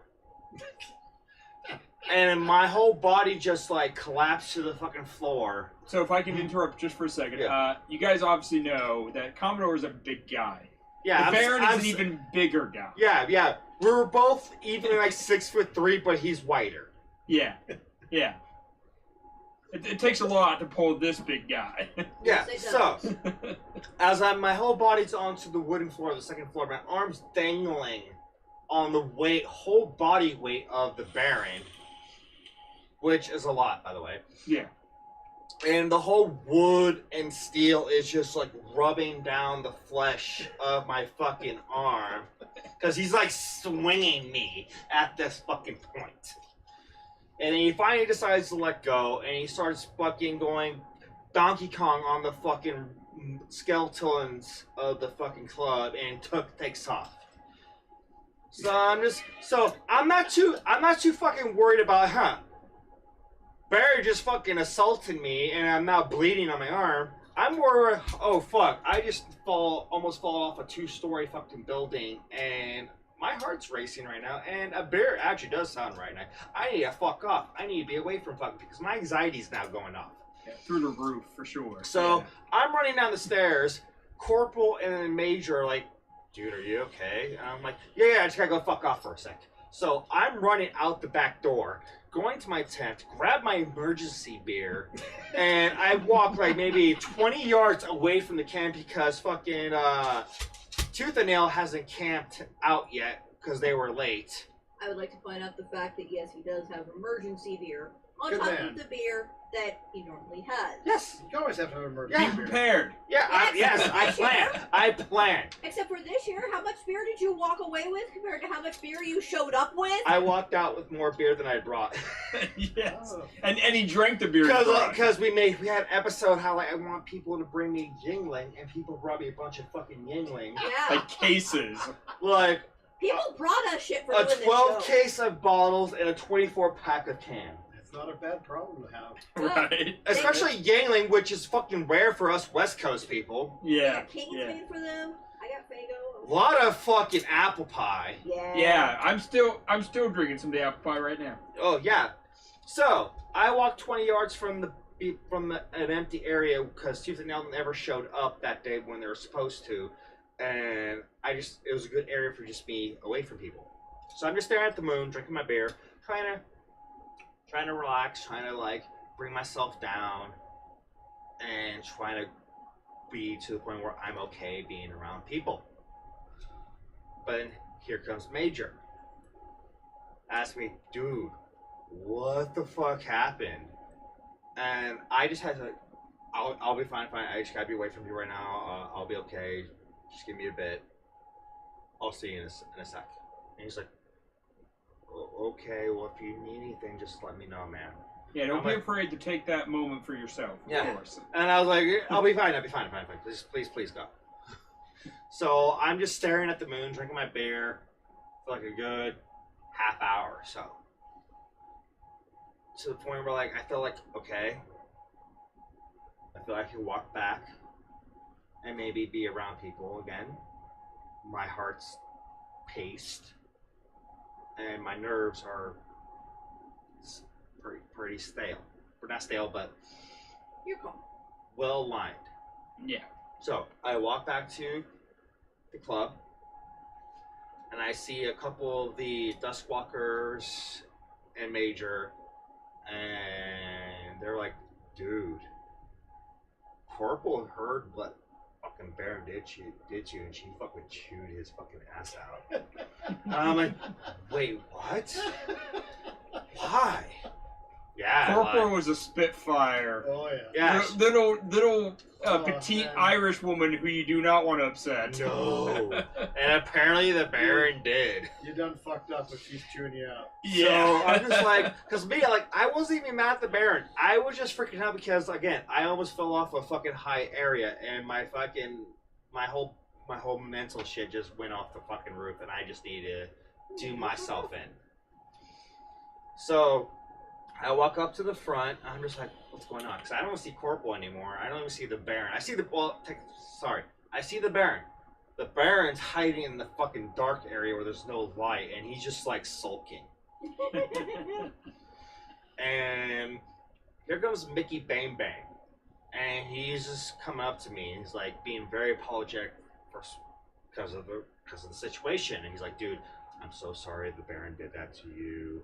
I don't want to ruin the situation and the relationship we have with Blue Crest. I like what we're doing, and I just hope there's no hard feelings." And he would, like me, like, I'm not even mad.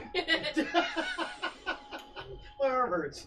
Yeah, my arm hurts, but that's beside the point. Yeah, and he hasn't looked at it this entire time. No. I Not really, still, not yet. I have not looked at my arm at this point. So, and while he's trying to apologize, here comes Baron's wife, Oh yeah. Yeah. who's another corporal. who's a small person. You don't want to don't piss. fuck with. You don't But fuck you with don't him. want to mess with. Like for real, never. So- If there's a small never and tall fuck with couple, her. don't mess with the small. So she No. was like, "What the fuck? Why is Baron over there? What the fuck happened?" So I gave her just what happened, and then she said, "Oh, okay, thank you. I'll be right back." So she walks towards the Baron. So like, ooh, I think he just died twice. Oh.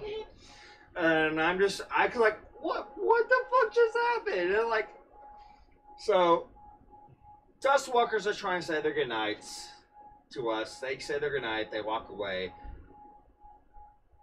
Baron is also with them. He's got his head down. He's just not even looking at me. He's just walking away. Fucked up. And I'm just like, I think I should just go to bed. This is quite the night. I'm gonna wake up in the morning and we're gonna fucking finish the club for Wasteland. That's what we're gonna do. So I go to bed. I wake up.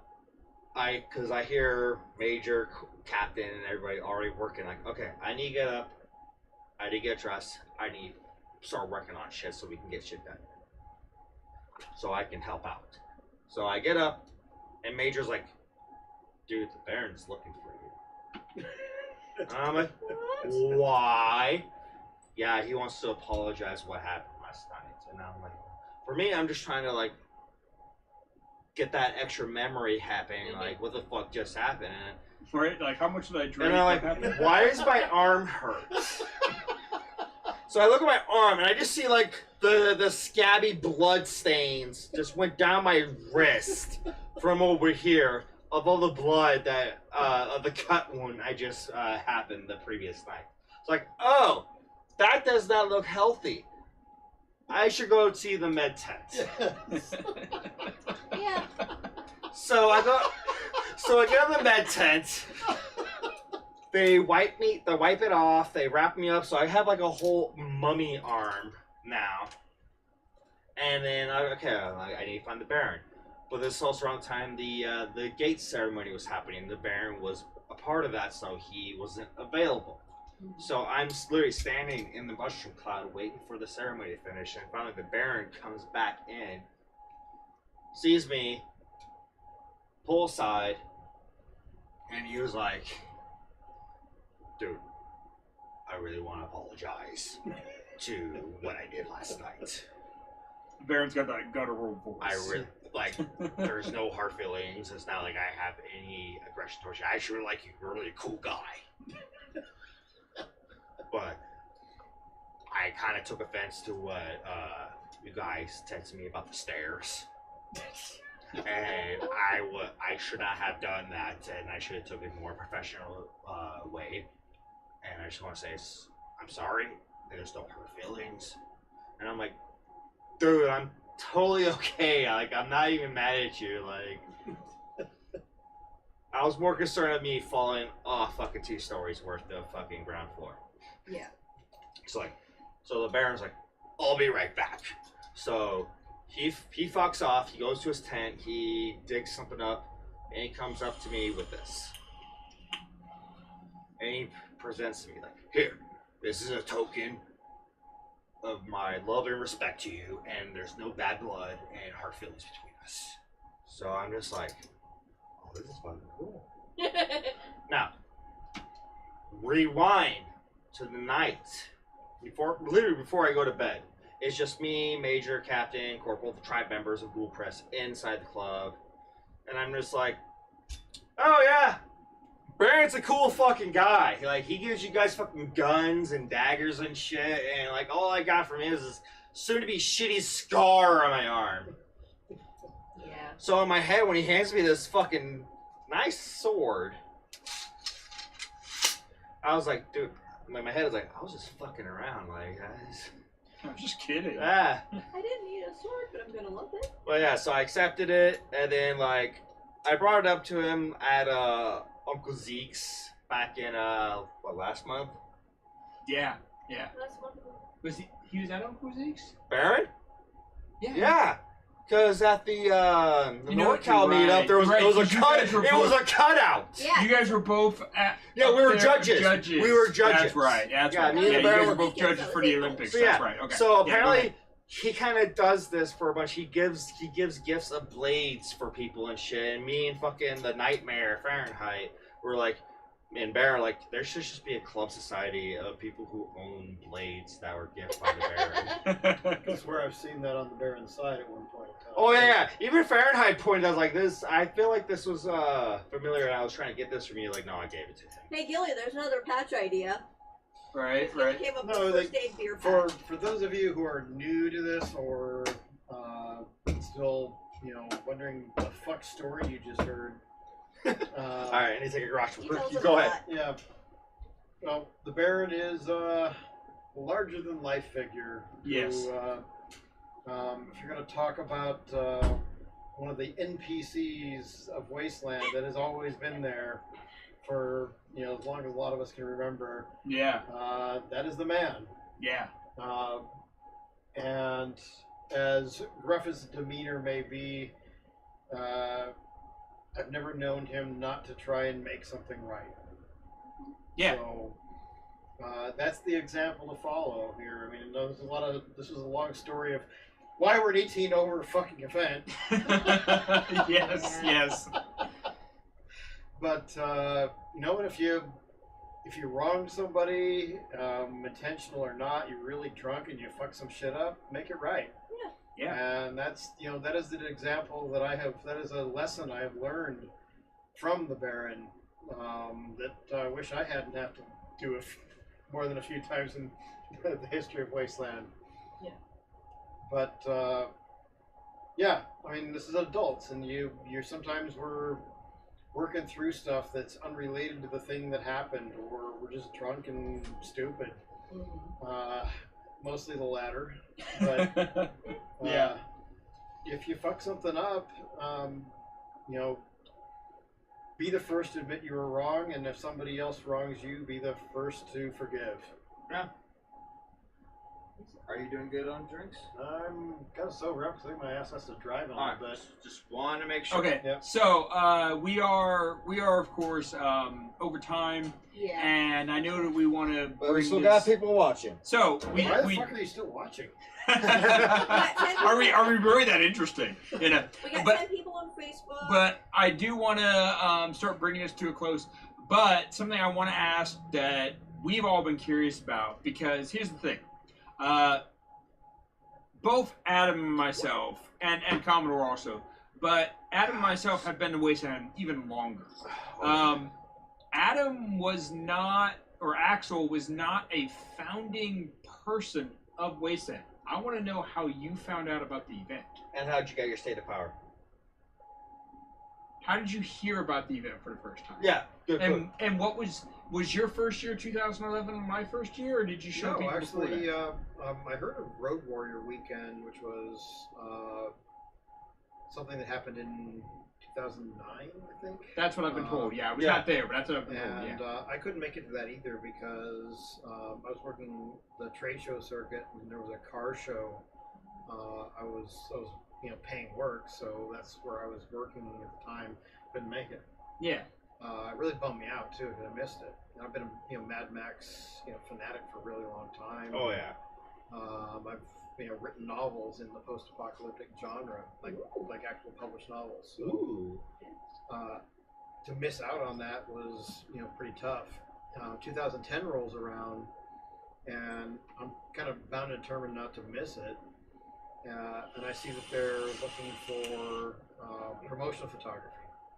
Well, hey, turns out professional photographer. Not only is this my jam, but it's also my jam. Nice. And I did. I got in, doing the promotions for the very first Wasteland weekend. The promotional photography, some of the stuff, the advertisements, and when I went, I was very clear right up from the front. I said, I'm not doing any of your group photos. I'm not going to be shooting at the event. I already did all my shit. I'm just going to fuck off. Yeah, that lasted all of about 10 minutes. First thing I do on site is I start setting up a photo booth that nobody was interested in. So I'm like, fuck it. And I went over and then somehow ended up directing group photos and people chasing the MFP and car chases, and next thing you know, I'm up on top of an RV with a flamethrower, and then I'm over doing shit with AMF and like totally full, all the way involved in everything that I said I wasn't going to do. But yeah, of course I'm going to do it. I mean, this is way too much fun. Like this is a thing. And 2011. So 2010 Wasteland was like 200-300 people camping in a field. Sure. It wasn't a place. Yes. It was some Mad Max fans that a lot of the MFP were there, a couple of themed vehicles. There wasn't, when I say there wasn't a lot of organization, there was some, because you get everything together out there. But Wasteland, as Wasteland existed, exists now, wasn't really a place. Tribes were not a thing. Yeah. And 2011 comes in, and I'm talking to Jared and Carl, and they're like, "Hey, we're looking for somebody to take over and be the build manager." Nice. And Alright. being the very humble person that I am, I said, "Well, that's me, and you're never going to find anyone better." I like it. I think Good, ego. good. I'm still going to hold to that. Yeah. Oh, sounds around here. sounds legit on Wasteland Talk.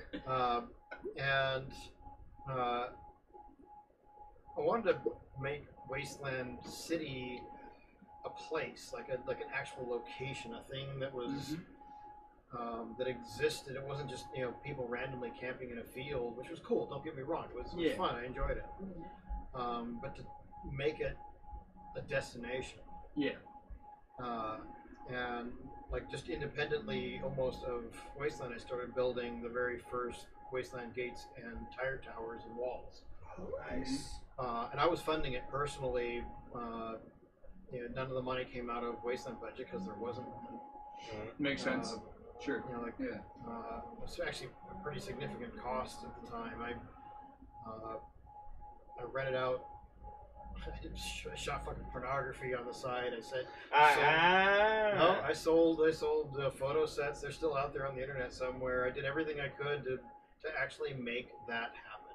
The very first Wasteland gates were built on nudity and pornography and things that just a bunch of nudity and people who wanted to take pictures and play Mad Max. That's what it took to actually get those built. But I still remember, and you were part of that. Yeah. 2011. Yeah. When we built those first gates, and God, those were a piece of shit. But man, I'm still proud of them. Yeah. Yeah. They were iconic because they didn't exist before then. Yeah. The build crew, which I didn't even know anybody's names because my people skills were way worse than they are now. The Atomic Cafe was this lemonade stand that Paul Miller built for his backyard that was never designed to be in the wind. And Carl says, "Hey man, Paul Miller dropped off the Atomic Cafe. Great." And I look over and I'm like, "What the fuck is this?" It's like there's instructions. I'm like, "Yeah, it's like a lemonade stand, and there's like 2x4s literally duct taped together." That's we riggedy tried wrecked. putting it up, and it fell over like 3 times in the winds. Luckily, didn't actually hurt anybody. And we're still trying to get the gates done. I'm like, fuck this stupid Atomic Cafe bullshit. I didn't build this. What the fuck is this? And I walk into some like, where's my build crew? Because I don't know anybody. Yeah. They're like, and there's just some white dude with dreads. Like, hey, you got tools? He's like, yep, you got it there, buddy. That's Tim. Yeah.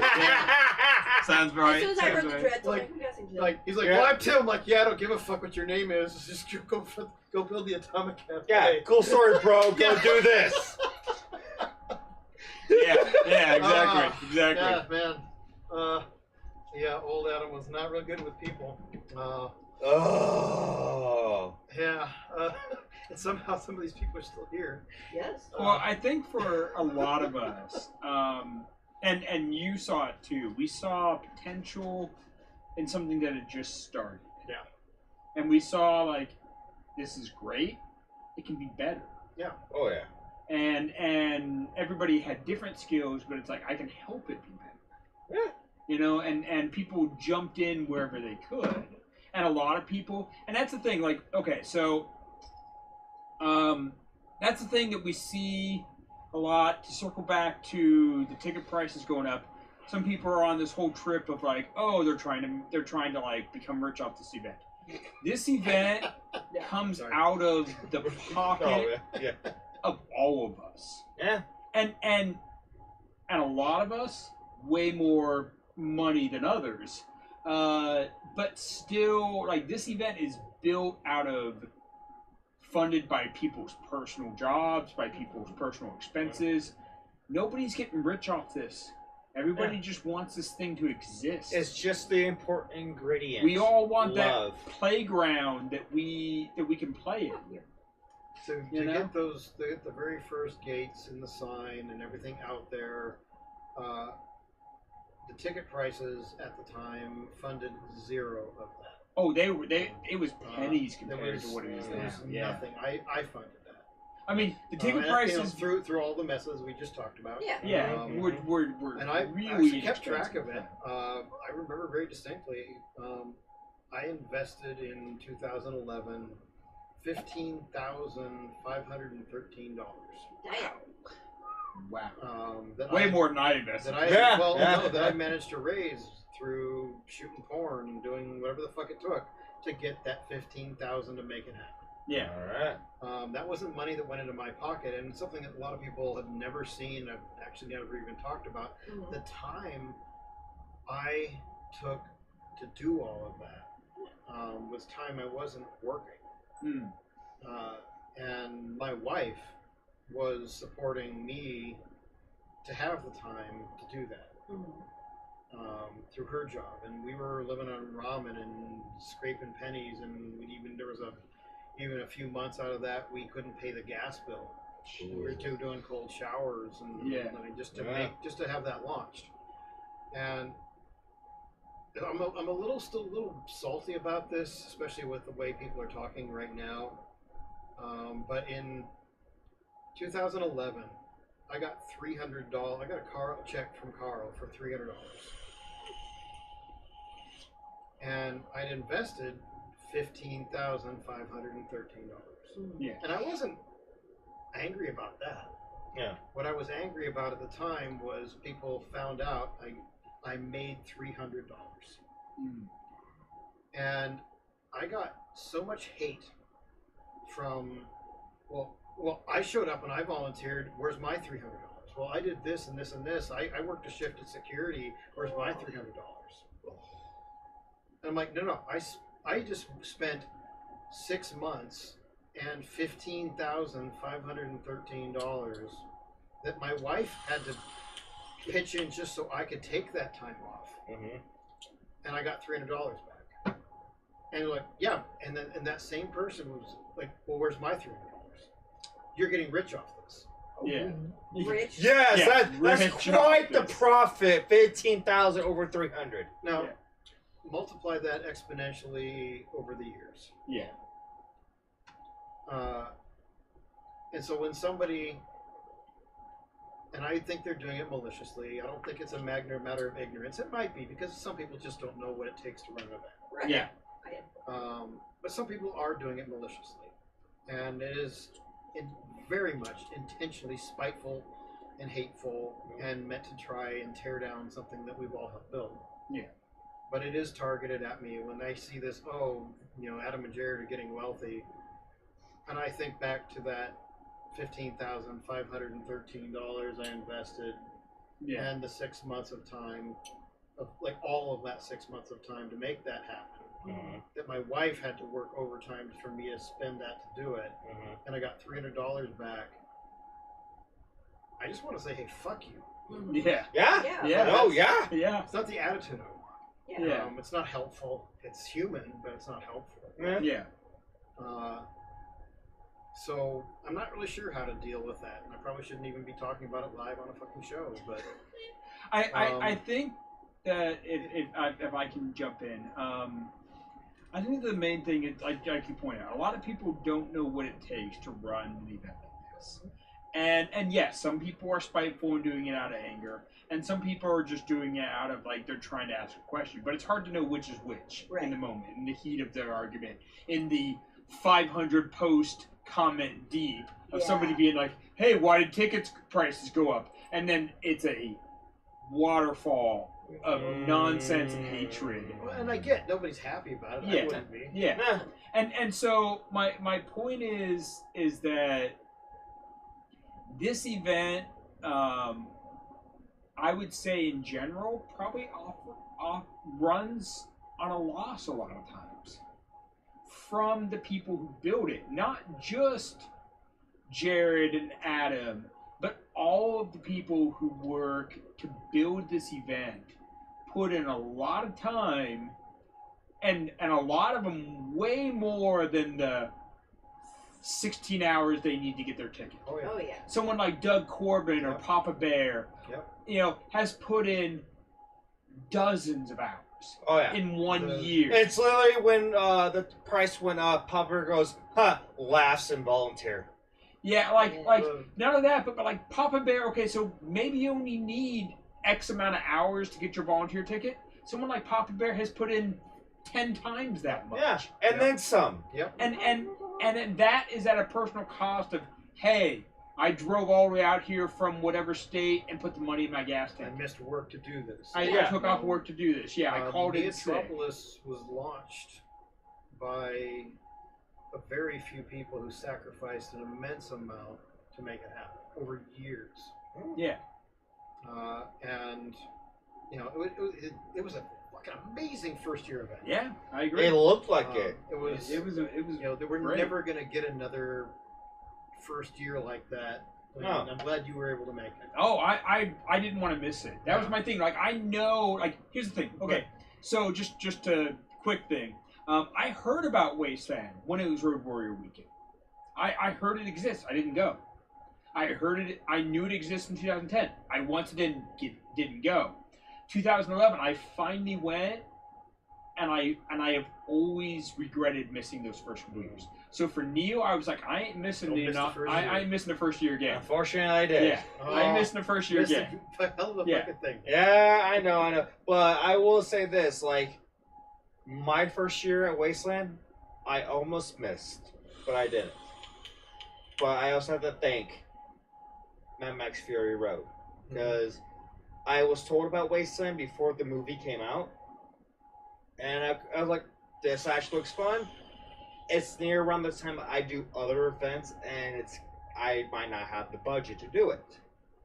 So, me and my friends went to go see the new Mad Max film that happened later that summer, and it sparked something I grew up as a child, because like Mad Max was a big thing me and my father watched together as a little kid, something we bonded together, because we love the fucking Sparked frame. that. Yeah, so what that spark hit, that hype that Fury Road gave to me, and I'm like, so I hit it. My friend like, hey, you still got that spot in your campground? You got that ticket? I'm like, yeah, I'm in.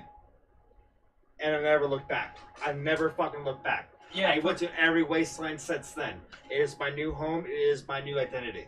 Yeah, for me, my personal connection, I was at Renaissance Fair. Like I said, I'd done Renaissance Fair for 15 years.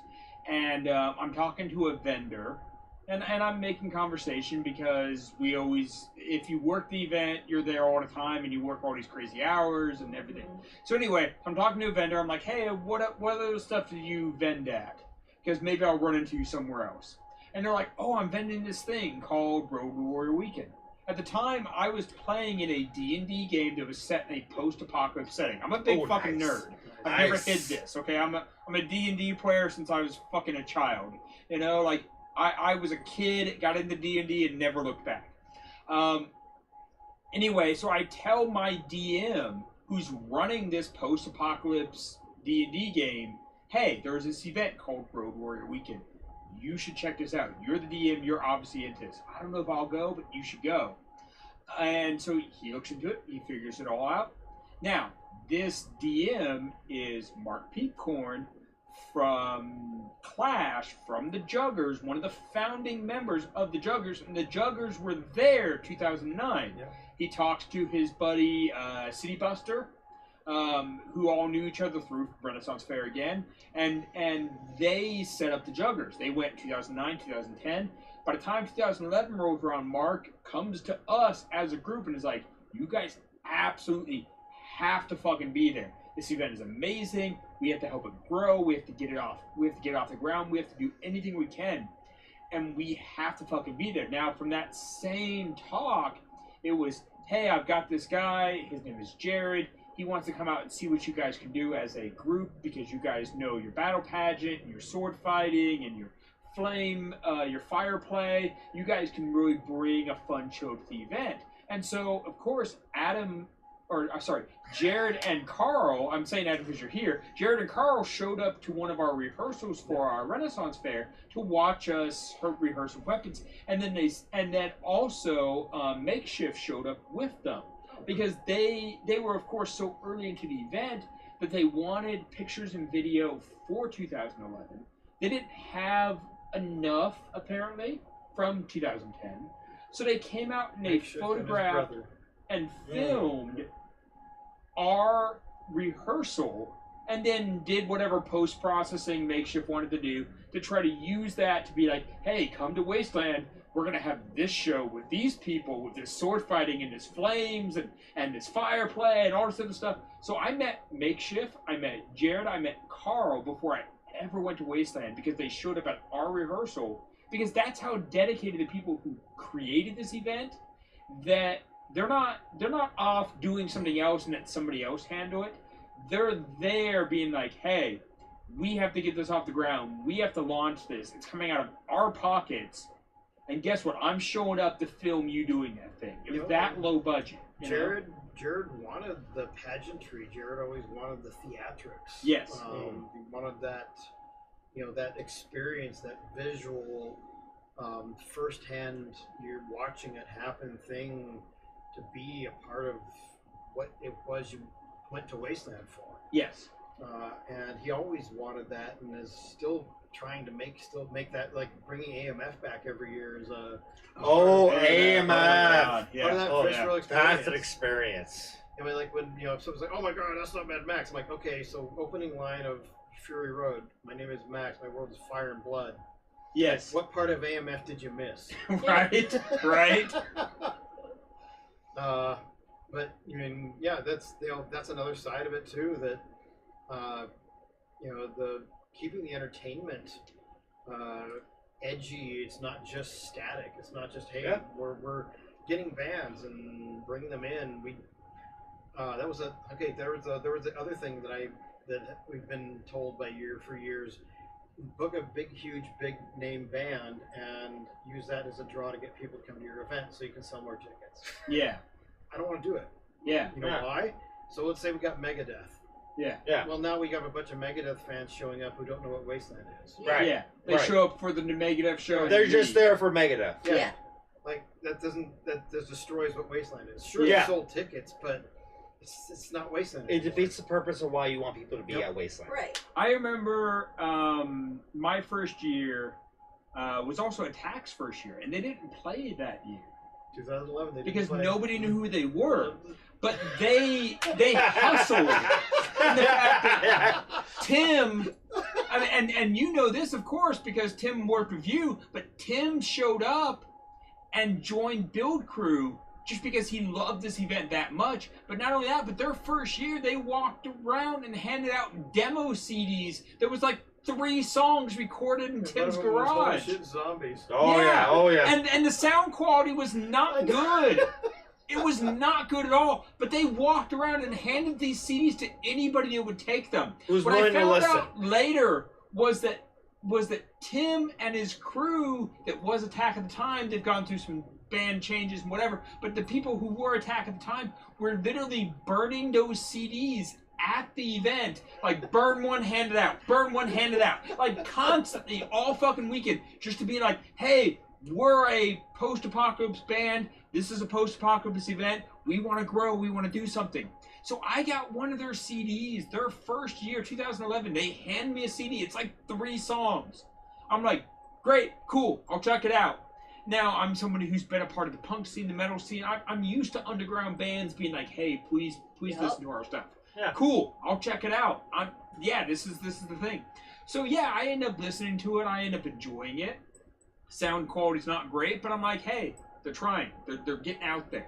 I appreciate the effort they put in.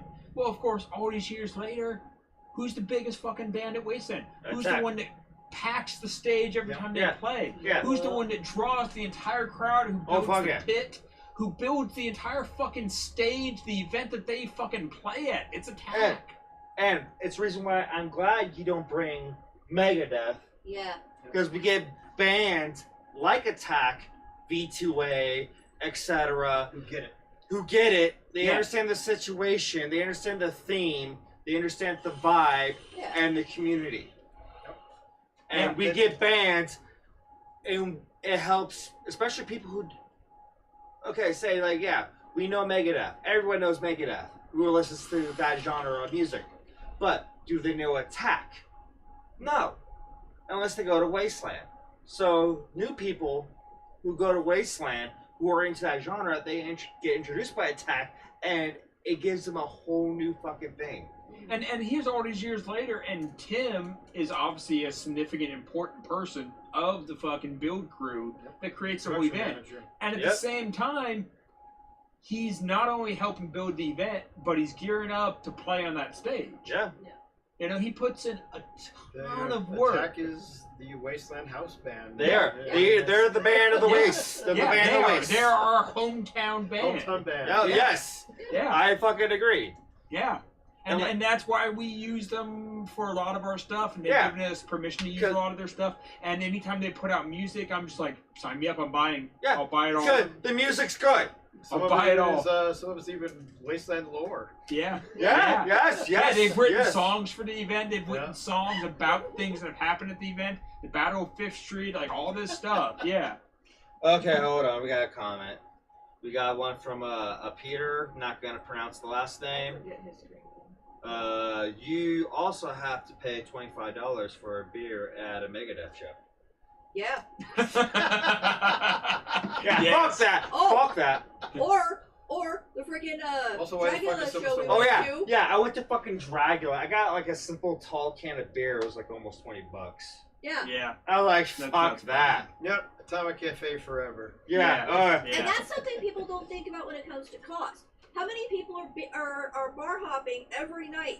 That alcohol costs money out of people's pockets. Yeah. But it's Yeah. all donations. Yes. Yeah. It's also why you get served a lot of shitty vodka, because guess what you brought? That seems Yeah. to be a lot of it. A lot of people donate shitty stuff, but some people donate some really Yeah. high-end, And we do classy see, shit. we do actually do see Or the something you bar never even heard of, like the with- fucking Chinese fire wine, which I'll never do again. We see the bar with some things every year and keep it seated in case there's a shortage of Yeah. anything but shitty vodka. But Last resort. like last year, it was 2021. It was fun that we ended up with an inordinate amount of shitty vodka again. Mhm. So there was shitty vodka night at the Atomic Cafe, Nice. and Nice. almost the entire command staff went in and were guest bartenders and just served shitty vodka for Yeah. about 6 hours. I love it. I'm into it. I'm into it. Like, yeah, let's go get some shitty vodka. Let's do it. I don't But care. yeah, So yeah, when it comes to like bar hopping, yeah, like there's a Wasteland bar crawl. Yeah. Like that's a good way to get introduced to the event, to get to know things. Oh, fuck yeah. I'm actually working on doing a sober beer crawl. I'm trying to put that together. Yeah, for the Because non-drinkers. there's Yeah, non-drinkers to straight edge. I'm Yeah. straight edge. I don't drink. So like we went to Uncle Zeke's and they had the alcoholic and non-alcoholic antifreeze. Yes. That was really cool, but it got one of the things I noticed. It got kind of tiring going Have you to. talked to Bruce Boyd? Yes, I have. Yes. Because he's a big proponent of the teetotalers. Yeah. Yes. Yeah. I am in that group. And that dude still knows how to party. Oh yeah. But the thing is, like, what I want to do is actually have a beer crawl for the sober people. It's like, how bars actually come up with mocktails Yeah. and stuff that's not Instead of just here's some here's soda. some soda, here's a water, here's some juice. Well, and that's if you're new and you don't understand bar crawling at Wasteland yet, it isn't just go to a bar, get a drink. There's usually some experience or a story Yes. or a quest that or was fun. something you have to do to earn a drink at that bar. Yeah, Wizard Yeah. Runners. I had to You do kind of that. gotta become part of that family, part of that group Yeah, you to gotta get do a something, drink. I It's like not just that. going to a bar and getting a drink. Like within the Uncle Zeke's event that me and Hatter went to, Yeah. they had a bar crawl, and went to Go Heads. They had their Porto shots. Yes. Oh God. God, Oh, that's But yeah. we also had that when we were at the Go Heads for our talk show there, and that's how we first heard about the Porto shots, and it became a fucking thing for them since they control the shits. And they're actually working. If I remember correctly, they're working on a non-alcoholic version. Good. Yeah, no, they have. They already have. They already have. Okay. It was at Uncle They Zeke's. had one at It was Uncle at Uncle Zeke's, Zeke's. Yeah, they brought one there. Yeah. Yeah. Because with their show, it's they drink so I don't have to. I'm like their sober babysitter. You still want to drink at the bar. Yeah. Yeah, Yeah. I want to be able Yeah. to go out with him to like go beer. It's that bar hopping. it's that socialism. Well, yeah. Part of drinking isn't just I want to get annihilated. it can be that totally. For some. For some, and there are times when all of us need that in a sense. You've had a shitty day or a shitty week or whatever. Just fuck me up, bro. You know. But part of it is, hey, I haven't seen you in forever. I want to relax, drink this, take my mind and calm it, and just catch up on life. And so it's that social aspect. Yeah. And so if I can, I've shared this story before, but when I went to Wasteland, it was 2019, and I was at the Deadman's Bar, and it's the last night of Wasteland, Saturday night, and I'm sitting there, and I'm just, I often start off my night at Deadman's, because I often camp close to them. So I'll start at Deadman's, and then I'll go into the city and work around and have my drinks and have my fun. So I start off at Deadman's, and I run into this guy, and he comes in and he sits down at the bar, and they serve him a drink. And once again, at Wasteland, you don't pay for anything in a sense. So people donate to bars. Now, I would encourage you, if you drink at one particular bar a lot, try to donate to that particular bar. But also, if you have the finances, donate to more than one bar, of course. Because you're probably going to end up drinking at more than one bar throughout the weekend.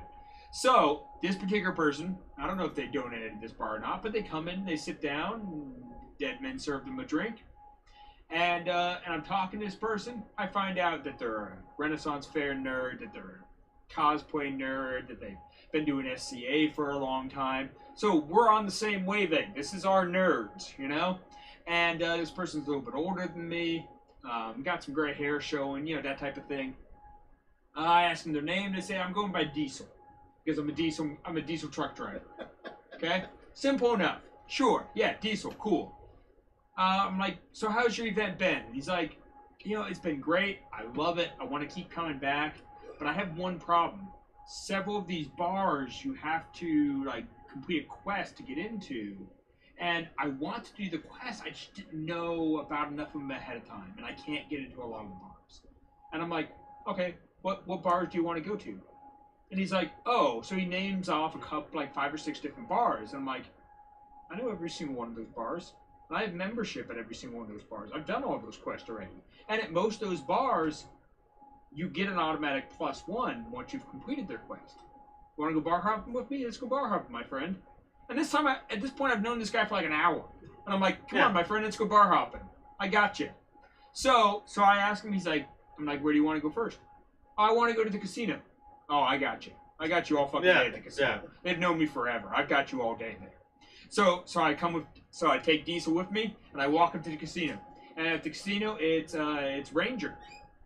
It's Ranger, one of the guys from Texas. He's part of the sheriff group. He was sheriff at one point, and he's watching the door at the casino. But I've got casino VIP. I skipped the line. So I just walk right up. Exactly. I earned it.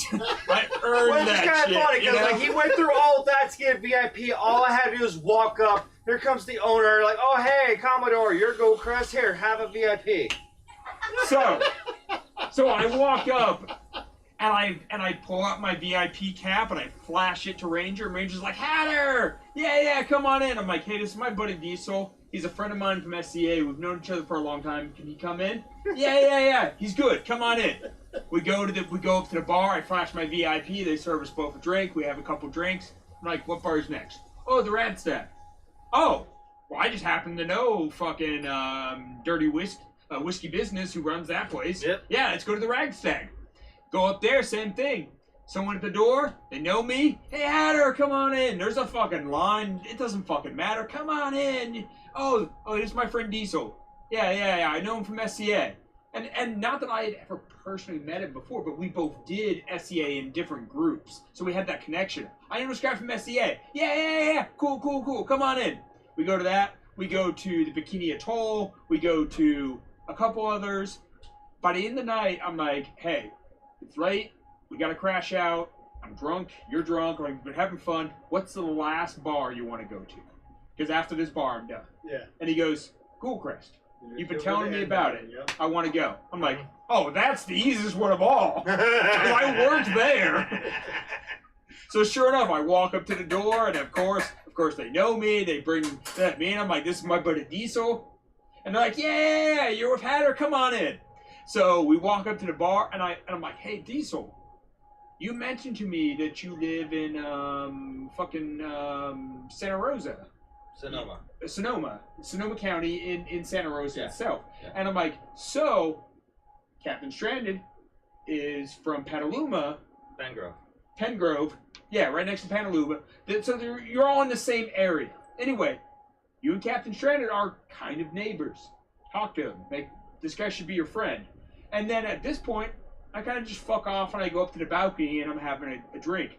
Now, on the balcony, I was at this point where I was just like, I just pulled off a bar crawl that I didn't even know I could do. In the sense that I promised this guy I could get him to any bar he wanted. I didn't know who was working the door at those times, but I knew I was a member and maybe I would get into every place. And I'm like, holy shit, I pulled this off. So I go up to the bar and I'm smoking a cigar. I go up to the balcony and I'm smoking a cigar and I'm like, all right, it worked. It was fun. We had a great night. It was good. It was good. Calm the anxiety. He's talking to Captain. Anyway, he comes up to the balcony, and he's got a little tear in his eye. And he's like, "Man, I just want to thank you. You changed the whole event for me. You got me to every bar I wanted to go to. I had a great fucking night." I'm like, "Hey, you had fun? Yeah, that was the point. You had fun. Yeah. I don't need anything. I don't need your thanks. I don't need anything. You had fun. That's the point. I want you to come back. I want to see you next year." So fast forward. Of course, they invite him out to Hunter's Night because he lives nearby them. Now he's a diesel truck driver. He's a long haul driver. He's always fucking gone. But he just happened to be in town or take off the time, whatever, to come to Hunter's Night. I go to Hunter's Night, and sure enough, I get a tap on the shoulder. I turn around, and it's fucking Diesel. And I'm like, hell yeah, dude. I'm glad you're here, you know? Like, the whole point is that if you see someone who hasn't been able to quite figure out the game and hasn't been able to quite play yet, and you know an angle that they don't know, bring them in. Invite them in. Teach them how to play. Share an experience. Yeah, share an experience, you know? All he wanted to do was bar hop. And he didn't quite have all of the things figured out. I'm like, I already got all those questions. I already know all those people. I can get you into all those bars. Diesel might, next year or a year after, now he knows just enough to go find that quest to get into the Rad Stag. Yeah. Knows to earn his tie. To earn his tie. Yeah. Yeah, and he did end up earning his tie for Blue Crush, yeah. You've introduced him to the experiences that are to be had. Yeah. So. Gotta wrap. Yeah, we're wrapping up. So, in closing, for every episode we try to do, we have the honorary fuck you. So, yes. The honorary fuck you is going to, of course, go to our good man Adam. So, fuck you. Fuck you for everything you do for this community. For building this fucking event. Fuck you for doing everything you can do to make sure everything goes ideally according to plan. Exactly. Best it can. Set it on fire that aren't supposed to be on fire. Yeah. So, fuck you, Adam. Fuck you. Fuck you. And thank you for being on Wasteland Talk finally. Yes. You are a man among men. And you have our fucking honor and respect to be on here. Thank you guys so much. And the Wasteland. Fuck you, Wasteland. See you in the waste. Yep, yes. See you in the waste. 15 weeks. Oh, God. Yeah, don't remind me. Yeah, we have Gilly who keeps us on But track. like legit count us. So, in closing, I am Commodore. I am Hatter of the Waste. We had our guest Adam, aka Axel. There, that works. That works. Yes. Huzzah! Huzzah! Fuck yeah. Cue the video. I have the music ready. All right. Let me see. We're just gonna go with. At least take the fucking audio off so you don't hear us bullshit.